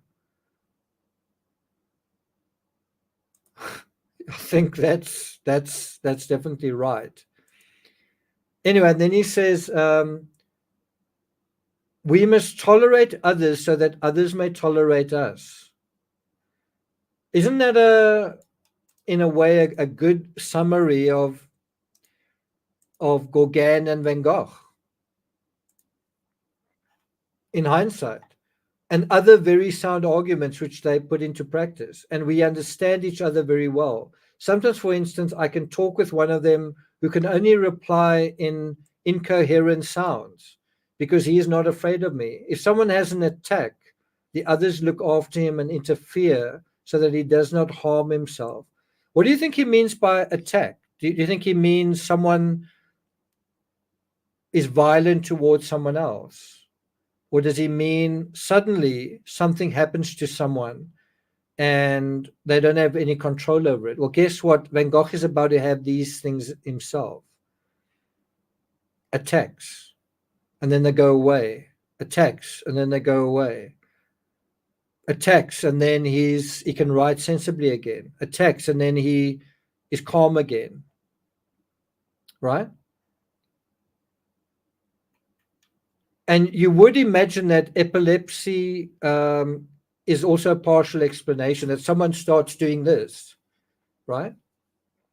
And epileptics can have epileptic fits, but people who aren't epileptics can also have similar fits, if that's the word. I'm not an expert on that, but we all know that people can have certain kinds of fits. I don't know if Stephanie, you've been in a pharmacy situation. Can you think of things that look like epilepsy but aren't epilepsy? I know if you shine a light at certain people, they can do that. I think if you a diabetic or even someone who's got is it hyperglycemia, you can actually start shaking because you don't have enough glucose in your bloodstream. In other words, you can have something that looks like epilepsy, but it's not epilepsy.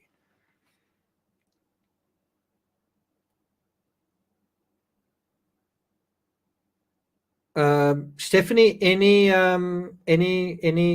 thoughts on that topic? Can you think of any um, symptoms or afflictions that look like epilepsy but aren't?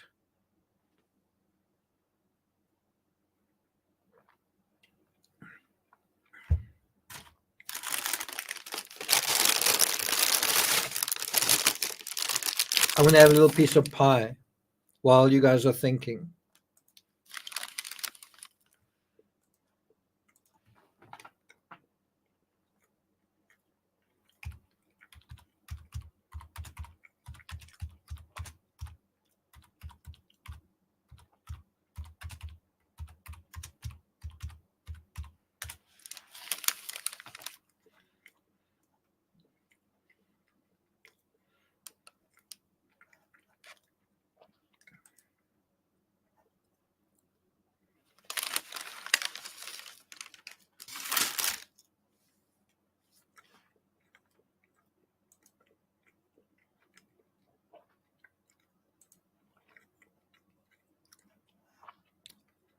Okay, thanks for that, Stephanie. Parkinson's, sort of. Panic attacks, I would say, yeah. But have a look at this. This is from Google. Some people experience symptoms similar to those of an epileptic, but without any unusual electric activity in the brain. This is known as non-epileptic seizure. It's caused by mental stress or physical condition. I think I deserve a high five for being. I'm not a doctor, but maybe I could have been one. What do you guys say? I certainly have bad enough handwriting to be a doctor. What do you guys think? Bad handwriting, right? Okay. Yeah. Okay. So can you see some people absolutely believe that epilepsy is the explanation. Yeah, I don't think it is. I think it could be. I just think there's a better explanation, and it's as a result of mental stress and syphilis and or neurosyphilis. As you see there, it can be brought on by mental stress and physical condition, non-epileptic seizures. But I mean, we are talking about seizures. There's no doubt about that. There's no doubt that he does have spells. He talks about them. He does have attacks. He talks about them. He does have fits. He does, and he talks about them.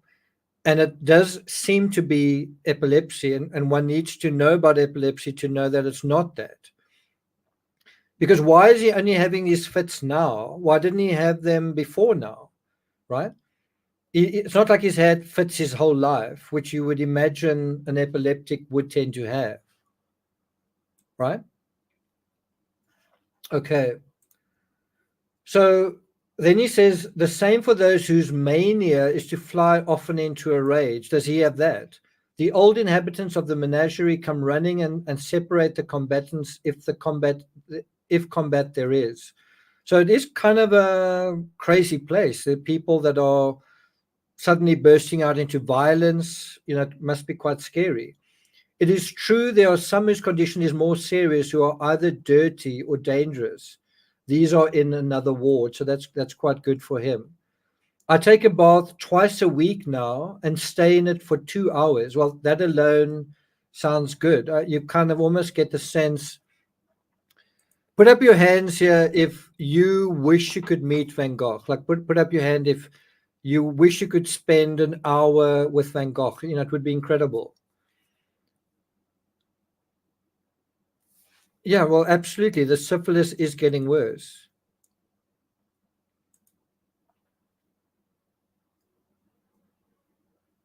Put up your hand if, okay, so Stephanie says 10 minutes. Well, the reality, if you did meet Van Gogh, was you would probably smell him, right? He would be quite a stinky fellow. quite a dirty fellow, like physically quite dirty.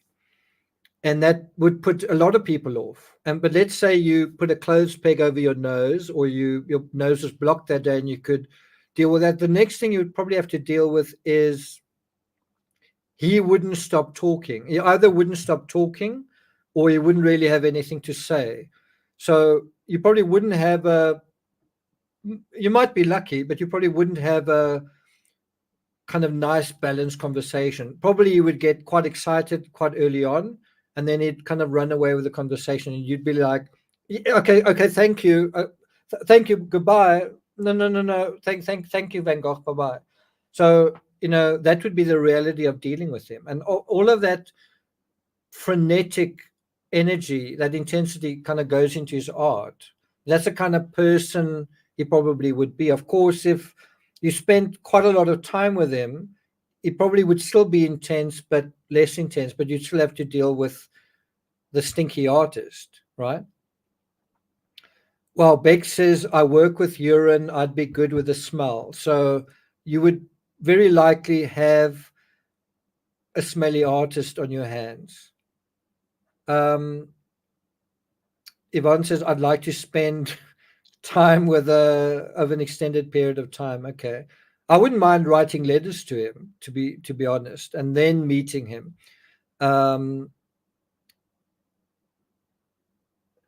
So he says, I'm having a bath twice a week now. And if you think about it, it's still not every day.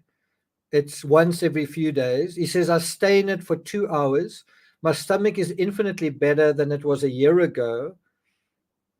So as far as I know, I only have to go on. Besides, I shall spend less here. What do you think he's talking about when he says, I shall spend less here? What do you think he means? What do you think he means, I'll spend less here?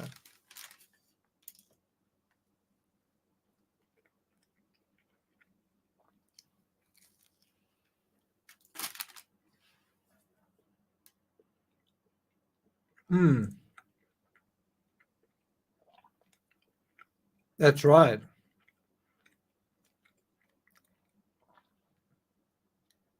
Yeah, so he's immediately kind of a cryptic remark, and he's now got to be careful what he says to Theo, because Joe's probably listening, right? So he can't really say, Theo, this is going to be awesome. I'm going to save so much on prostitutes and drunk and getting drunk. But I mean, that's almost the number one thing, besides letting the tsunami of social death wash its way, do what it needs to do. Besides that, the other thing that's taking place is he's not going to be womanizing, and he's not going to be drinking, although he has almost demanded that he be allowed some wine with each meal, right? He says, I think considering that I work in Prospect again, for the scenery is lovely. And I think that alone is probably what kind of saved him. If he was staying in some kind of, I don't know where there is a town in Paris, or sorry, where there's a town in France that is not lovely, but if he somehow found himself in very dreary surroundings, some kind of town near a garbage dump, and just a horrible, like a kind of a manufacturing town or something, I don't know whether he could have gotten himself out of the asylum the way that he did, because the scenery kind of uplifts him, and I've been through that scenery. What I hope is that at the end of the year, I shall know what I can do and what I want to do better than now. So, he's already shifted the time goalposts. He was saying not that long ago 3 months. Now he's actually talking about 6 months. So you can see that very quickly he's realized this isn't so bad. I've got something to work with here. I can work with the scenery. I can paint the scenery. The Madhouse isn't great, but it's okay. The meals aren't too bad. then little by little, the idea of a fresh start will come to me. And so he is thinking about the dream is gone, the fairy tale is over, but he's not ready right now to make a fresh start. And that's also why the whole him taking his own life narrative rings hollow, because he was only 2 months into his fresh start. People who are on a fresh start, on a mission, don't have that kind of haunting their steps. That's just my opinion. Then he says, what most of those who have been here for years suffer from, it says, is extreme innovation. I wonder what he means by that. Being kind of hyperactive, overexcited.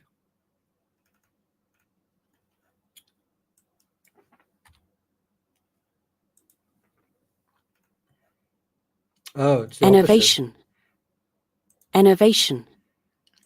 Innovation, I should actually know this. Innovation is being drained of energy, drained of vitality, fatigue, exhaustion, tiredness, weariness, lassitude, fatigue, weakness, lack of vitality, incapacitation, indisposition, prostration, immobility, impotence, feebleness, enfeebled state, right? Innovation. And he's saying that's what those who have been here for years suffer from. Is he suffering from that? In other words, he actually diagnoses those around him as being kind of having no energy. That's not his problem. He's saying extreme innovation, in other words, extreme listlessness, I don't think it's listlessness, extreme exhaustion. I think he is mentally tired, but he certainly does have energy. Now my work will preserve me from that to a certain extent. So he's saying, I'm still motivated to paint. And sure enough, about a month from now, he's going to paint Starry Night. He's not just saying it, he's about to do it. And how is he going to do it? I mean, so impressive. The room where we stay on wet days is like a third-class waiting room in some stagnant village. The more so as there are distinguished lunatics who always wear a hat, spectacles, and a cane, and traveling cloak, almost like a watering place, and they represent the passengers. A third-class waiting room. I'm forced to ask you again for some paints, and especially for canvas. So a week into his stay in the asylum, I don't know, he seems to be doing pretty well. He's ready to paint. He's found landscapes that inspire him. He's already gotten to grips with his companions. He's already kind of diagnosed his companions, and I would say fairly astutely. It's not like he's diagnosed them completely irrationally. I mean, he's rational in his diagnosis. When I sent you the 4 canvases of the garden I'm working on, you will see that considering my life is spent mostly in the garden, it is not so unhappy. And so that is where he gets inspiration. I must say, I do too, in gardens, in garden surroundings, in nature. Yesterday, I drew a very big, rather rare night moth called a death's head. Its coloring of amazing distinction, black, gray, cloudy white tinged with carmine, or vaguely shading off into olive green. It is very big. Now, if you were one of the conspiracy theorists out there in true crime, you could jump all over this and say, see, this guy is thinking about death. He painted a death's head moth. He is going to the dark side. Guys, here it is. Here's the evidence. He painted this moth. And if he, certainly in June and July, when he was in Orvez, if he was just painting this kind of moth all the time, you might think, wow, I think he's trying to send a message here. But he doesn't. He paints it, it's kind of a one-off. He says, to paint it, I had to kill it. And it was a pity. The beast was so beautiful. I will send you a drawing along with the other drawings of plants. Do you think he's trying to paint death? Do you think he's trying to paint madness by painting this moth? There it is again.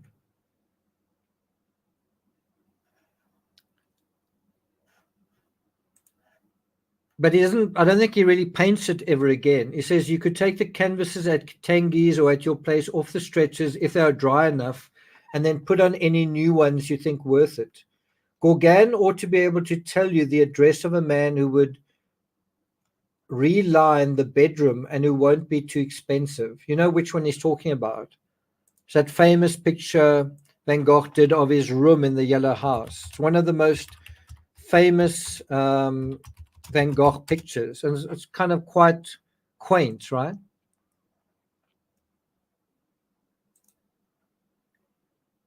It's obviously this one.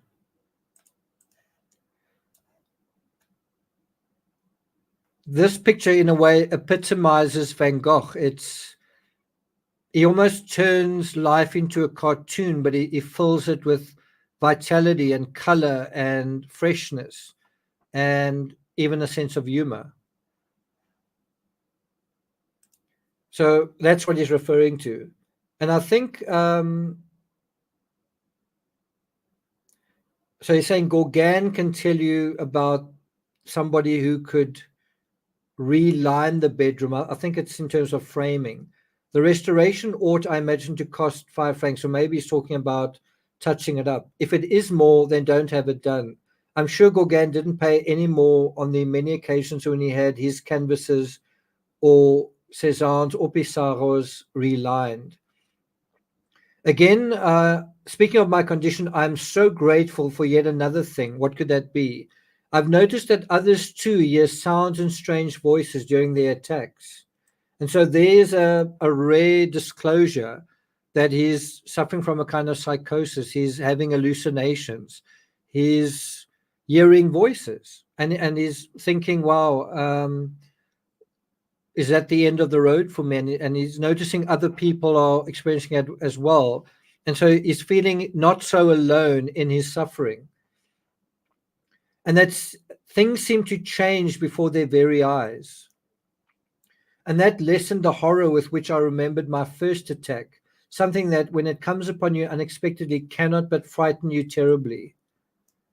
Once you know it is part of the illness, you accept it like something else.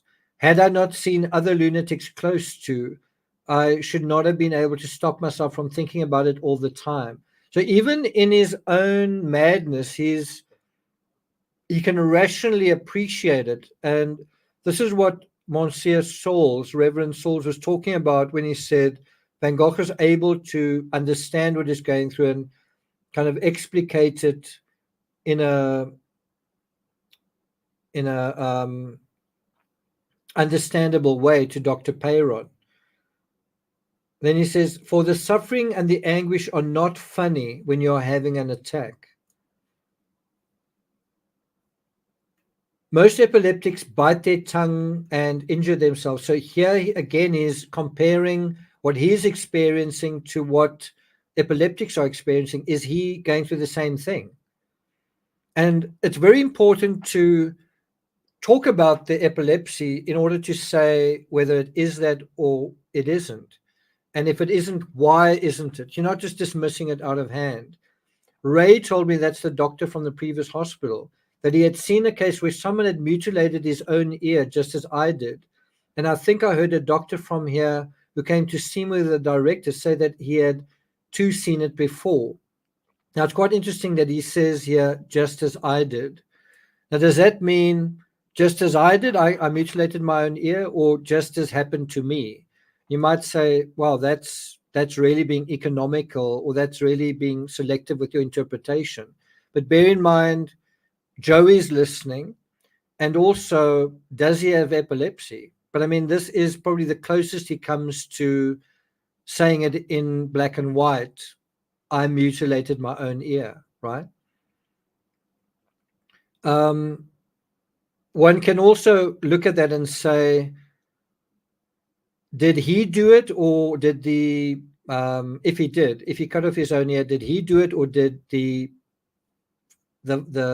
what do you call it, the the fit? Was it the fit that led him to doing that? And what did that have to do with Gogh, right? So this definitely is something to bear in mind. Don't be too confident that he didn't cut off his own ear, because here he says he did. But of course, he would say the same thing with regard to, I'm trying not to say a certain word, with regard to the events that cost him his life. Anyway, he says, I think I heard a doctor from here who came to see me with the director say that he too had seen it before. I like to think that once you know what it is, once you're conscious of your condition and of being subject to attacks, then you can do something to prevent your being taken unawares by the anguish or the terror. Now, another thing that you could, I mean, you've got to think critically, and I think you've got to keep your mind open to the possibility. So if you say, hang on, guys, what if he really did cut off his ear? Then you would say, things are getting even worse. He's going through an even worse mental state than he was with Gogh, which is why he's in the asylum, isn't he? And so while he's in the asylum and he has the same attacks that he had that prompted him to cut off his ear, is he going to cut off something else? Is he going to injure himself in some other way? Is he going to harm himself when he's in the asylum? And if that's the case, is someone going to see that? Is a doctor or a witness going to see that? And you would imagine that the same mechanism is going to play out, if he did cut off his ear, is going to play out in the asylum. And what's the answer to that? Do you follow where I'm getting at? Thanks for being here, Stephanie. And so the answer to that is kind of interesting, is because he does have attacks and he does at some point ingest yellow paint. But does he ever try to cut himself? You might say, well, he doesn't have access to it or somebody stopped him. So that's definitely something we need to test and check as we deal with the asylum part. Oh, thunderstorm and lights and internet going in and out. Wow, things are really happening where you are.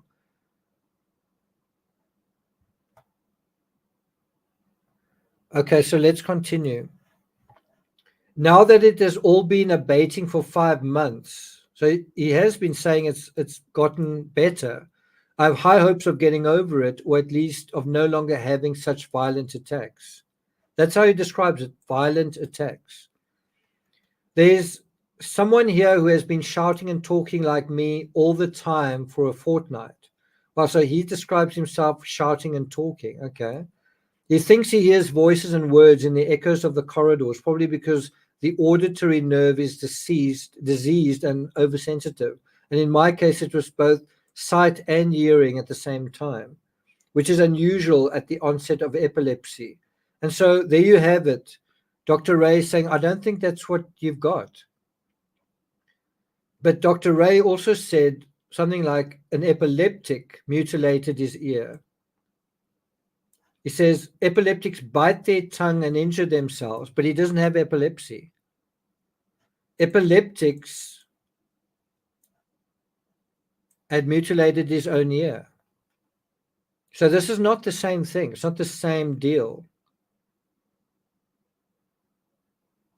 So then he says, so this is actually very educational to us, where for the first time he's really going into detail. He's kind of accepting and communicating what is actually happening to him. We haven't really had this kind of disclosure in a while. Now the shock was that such that even moving made me feel sick. Do epileptics feel kind of motion sickness? I don't think so. And nothing would have pleased me better than never to have woken up again. At present, this horror of life is already less pronounced and the melancholy less acute. So there he does admit to being melancholy, but he certainly doesn't feel sorry for himself. He may feel down.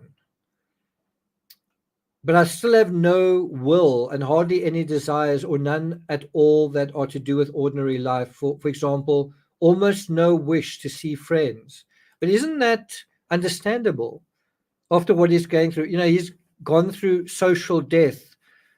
Gogh has betrayed him. His neighbors have betrayed him. The townsfolk have betrayed him.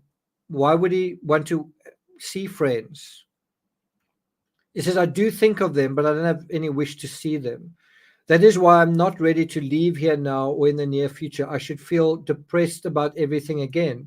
That's normal. Well, that's understandable. And anyway, it is only recently that my loathing of life has been drastically changed. That's quite an interesting way of putting it.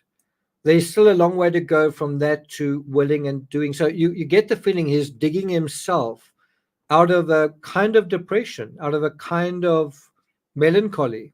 But he does do it. He does succeed. What a pity that you are condemned to stay full-time in Paris and that you never see any part of the country other than that around Paris. I'm sure it's no worse for me to be in the company. This is quite an incredible thing to say. Like, I don't know whether he's joking, but he says, I'm sure it's no worse for me to be in the company that I'm in, lunatics, than for you to be with that ill-fated Gogh all the time. He's kind of comparing the people that he's with to lunatics, to the arseholes at Gogh, the drones, the corporate stooges, right? And then he says, in that respect, we are pretty much equal. For you two are only able to act partly in keeping with your ideas. However, once we have got used to these difficulties, it all becomes second nature. So he's doing very well for someone who's in a pretty horrible situation for now. Although the pictures swallow up canvas and paint, nevertheless, at the end of the month, I'm sure it's more profitable to spend a little more on those, making use of what I've learned, than to abandon it all when you have to pay for my board and lodging anyway. And that's why I'm carrying on. So this month, I have 4 size 30 canvases and 2 or 3 drawings. But the question of money, whatever one does, is always with us, like the enemy facing the troops, and cannot be denied or ignored. There he's talking about the question of money is about to make an order. So he certainly is. Bear in mind, these paints that he's ordering here, not necessarily saying all of them, but some of these paints that he's ordering here probably appeared in this, right? Starry Night. I got this from the Museum of Modern Art. I took it off the wall and brought it home. Got it here with me. Don't tell anyone. But I'm just saying, this order that he made here, this is probably going to go into the actual painting that's going to kind of change art history. This is the moment. And so he says, as much as anyone, I know where my duties lie in that respect, and I may yet be able to pay back everything I've spent. That's what he's thinking about. What if I could pay back everything I've spent with one triumph? That's what he's thinking about in the run-up to Starry Night. Yeah. Remember when security was following us? I do remember. But I managed to sneak something out there, right? I'm kidding, obviously. Yeah. And guess who they told to put up bags in front? Did you guys have to, or wasn't it just me or one of us? Well, because we were taking an unusual interest in the art, and we were sort of whispering amongst ourselves, let's go that way. They definitely were like, we need to watch these people. Anyway, for I considered it to have been, if not taken from you, at least from the family. So he's thinking about, I've spent money from the family. And in a way, I think he's talking about his inheritance. So that's why I've been producing pictures, and I shall be doing some more. This is acting as you yourself are acting. If I were a man of means, perhaps my mind would be freer to produce art for art's sake. And that is exactly what he does when he leaves the asylum. Even though he's not a man of means when he leaves, he does produce art for art's sake. And it feels like Theo has kind of signed up for that. Now I content myself with the thought that by working diligently, I may perhaps make some progress, even without thinking about it. Well, he is about to do exactly that. These are the paints I need: emerald green, cobalt, ultramarine. These are blues, right? Blues. Orange lead, big tube, zinc white, meters of canvas, 5 meters of canvas. Out of those 5 meters of canvas, surely is the canvas for Starry Night. Out of the cobalt and the ultramarine, surely the blues that go into those whirling stars of Starry Night, right? Thanking you for your kind letter. I shake your hand warmly, as I do your wife's. Ever yours, Vincent. Okay, we had 2 hours 15. My voice is not going to take me too much further. Can I get through the month of May? 26. And then not quite sure what happens after that.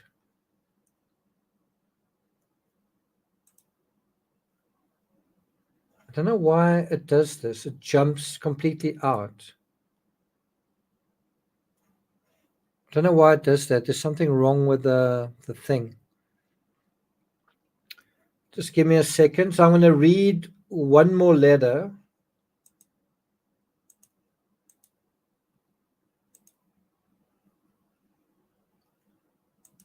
And that's this one. From Dr. Peyron, this is an important letter to Theo. From Sahami, Sir, in answer to your letter of the 23rd, I have the satisfaction of telling you that Mr. Vincent has been perfectly calm since his entry into the house. Guys, I don't know what's going on. I thought he's mad. He went to the Madhouse, and the Madhouse director is saying he's perfectly calm. What's going on here? I don't understand. Vincent van Gogh is mad. He's a mad artist. He's now in the Madhouse, and he's not mad. I don't understand. What's going on? So there you have it. The director, he's got no skin in the game. He's got no, what is it, dog in the race, horse in the race. Mr. Vincent has been perfectly calm, and that every day he observes that his health improves. In the beginning, he was subject to distressing nightmares. That's something he had. Distressing nightmares. Does that mean he's mad? Or have you had nightmares before? Does that mean you're mad? These distressing nightmares, think about it, he's just been kicked out of all. I would have distressing nightmares as well, which troubled him, but he observes that these distressing dreams have tended to disappear and decrease in intensity. Wow, he's feeling better. He's come to the Madhouse and he's actually doing better. Is resulting in a more restful and restorative sleep for him. Also, he's got a better appetite. Guys, I'm really confused. I thought he was mad. He went to the Madhouse because he's mad. Okay.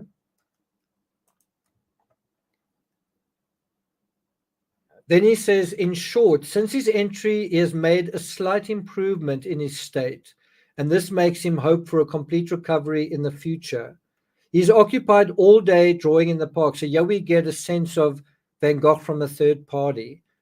He spends the whole day drawing in the park where he now is. But since I see he is perfectly calm, that's also what Monsieur Saul said. Since he's perfectly calm, I promised him that I would allow him to go to see different points of view outside the establishment.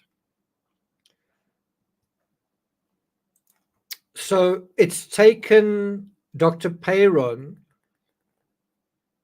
about 2 weeks, from about the 8th of May to the 26th of May, roughly 2 weeks, maybe 2 weeks and 2 days, to get a baseline of Van Gogh, to get a sense of how he is and who he is. And after just 2 weeks, he's decided, you know what?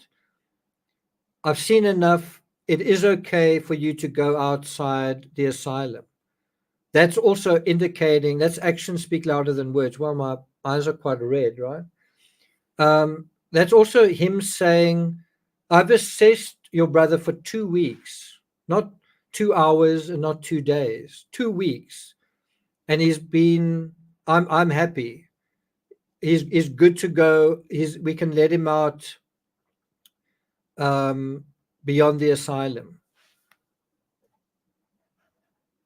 And so what's going to happen when that happens? Well, he's going to paint some more beautiful paintings.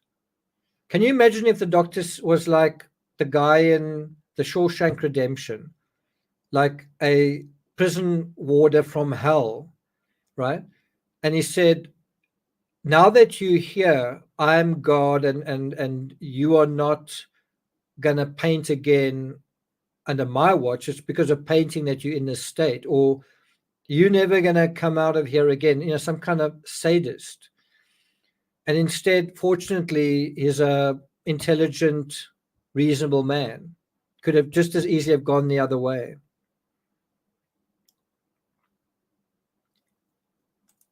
So he says, you asked me for my opinion on the likely course of his malady. I must tell you, I reserve my prognosis for the moment, but I am afraid it is serious. Guess what? Is right.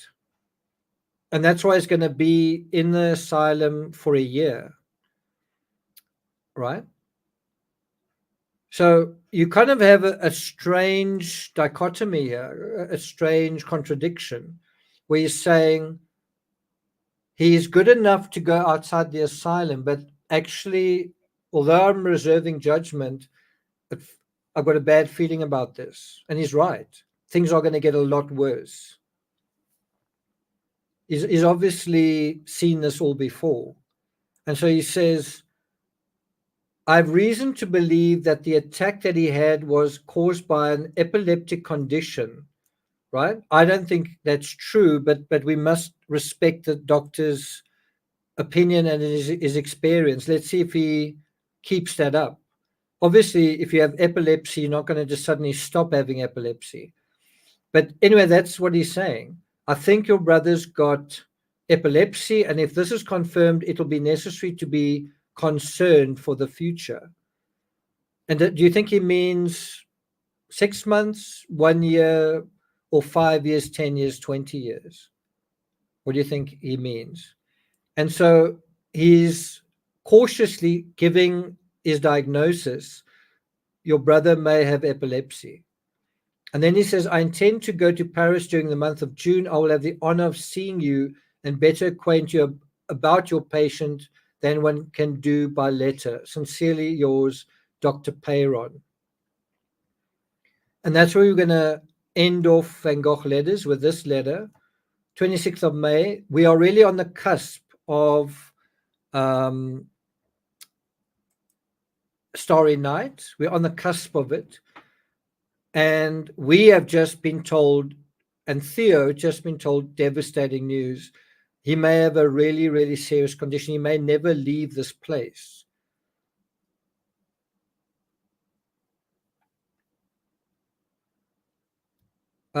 Stephanie, he paints Starry Night, I think, somewhere around the first week of June. So we are literally, with this letter, we are literally within a week or two of it being painted.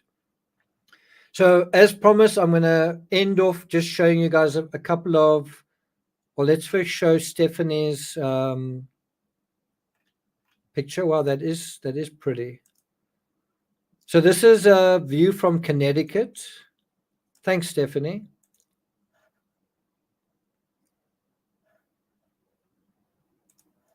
That's a view from Connecticut. I'm sorry I didn't go to Connecticut when I was in America last, but that's certainly on the schedule for when I go again. You can see there's a little bit of, this looks almost like there's actually a double rainbow, isn't it?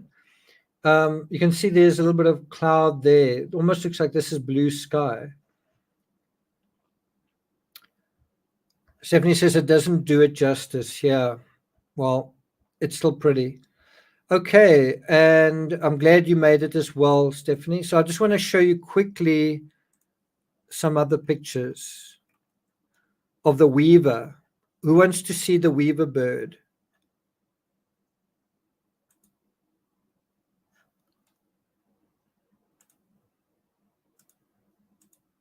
So that's a picture of the nest that I took today.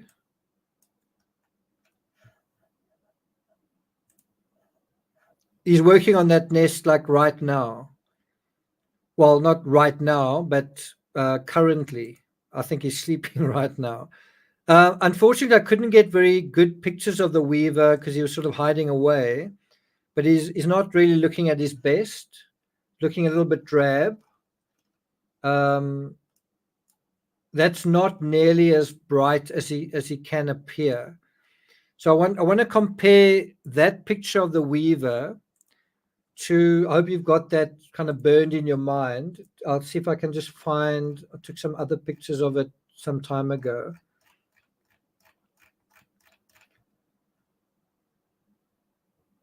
This is what it can, so can you see that? That's how it's looking right now. And this is what it can look like. Obviously, the sun on it makes a difference, but you can see he's not in full-fledged color. In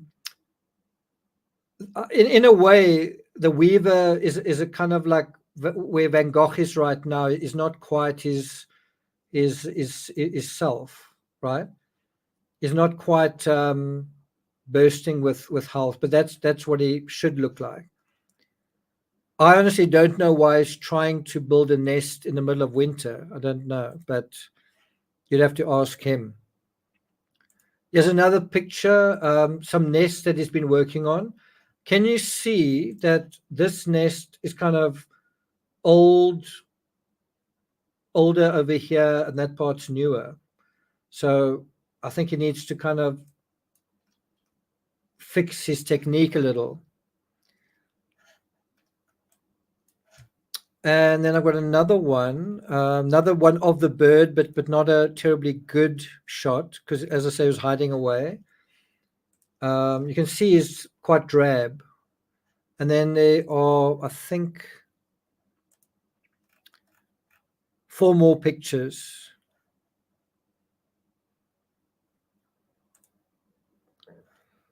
So this is a picture of him actually working on a nest today. There you get a better idea that he's just not quite at full Van Gogh yellow at the moment. And there he is doing his weaving thing. Yeah, he's starting a brand new nest. Yeri is kind of singing. This is actually after sunset, like even after the sun had gone down, he was still at it. So quite an intense, as birds go, quite an intense bird. There again, you can see he's not as yellow as he can be. And then I've got 2 more, and then I'm done. So there's is in weaving mode. You can see his color is almost more green than it is yellow. And then last one, again, the reason they're so drab is a lot of these were taken after sunset. He's actually vibrating in that picture. He's actually kind of doing this, and he's trying to get someone's attention. So he's kind of making a kind of a mating call, and then he's shaking his whole body like that to get someone's attention. So I hope you find that interesting. I'll try and get some better quality photos, like when the sun's shining. I just thought I would snap a couple of photos for this live. So I hope you enjoyed them. Thanks so much to you guys for sending in your photos. If anyone else has got photos you want to share, do send them in. Thanks, Stephanie. Stephanie, it's so good to see you here. Thanks for being here. By the way, I've activated membership perks on this channel, and there are 3 levels. One of them is that you can be a guest on this channel. In other words, you can, if you want to join me on Van Gogh letters, maybe not for the full period, maybe for 1 letter or for part of a letter, then if you really want to do that, then you have the option of becoming a member of that. But then also tell me that, communicate it to me so I know. There's also, I think it's called Peach Club, and the idea with that is we all go together to an art museum wherever, New York, London, LA, wherever there are enough of us. Maybe one day down the line we can go to Amsterdam. Those who are really Van Gogh nut jobs. And then, maybe we could do that sometime. So use it, lose it. It's up to you. I can't really remember what the lowest level is, but I think it's I think there's some icons that you can use and things like that. So check it out. Okay, guys, thanks a lot for being here. I'm gonna finish my pie and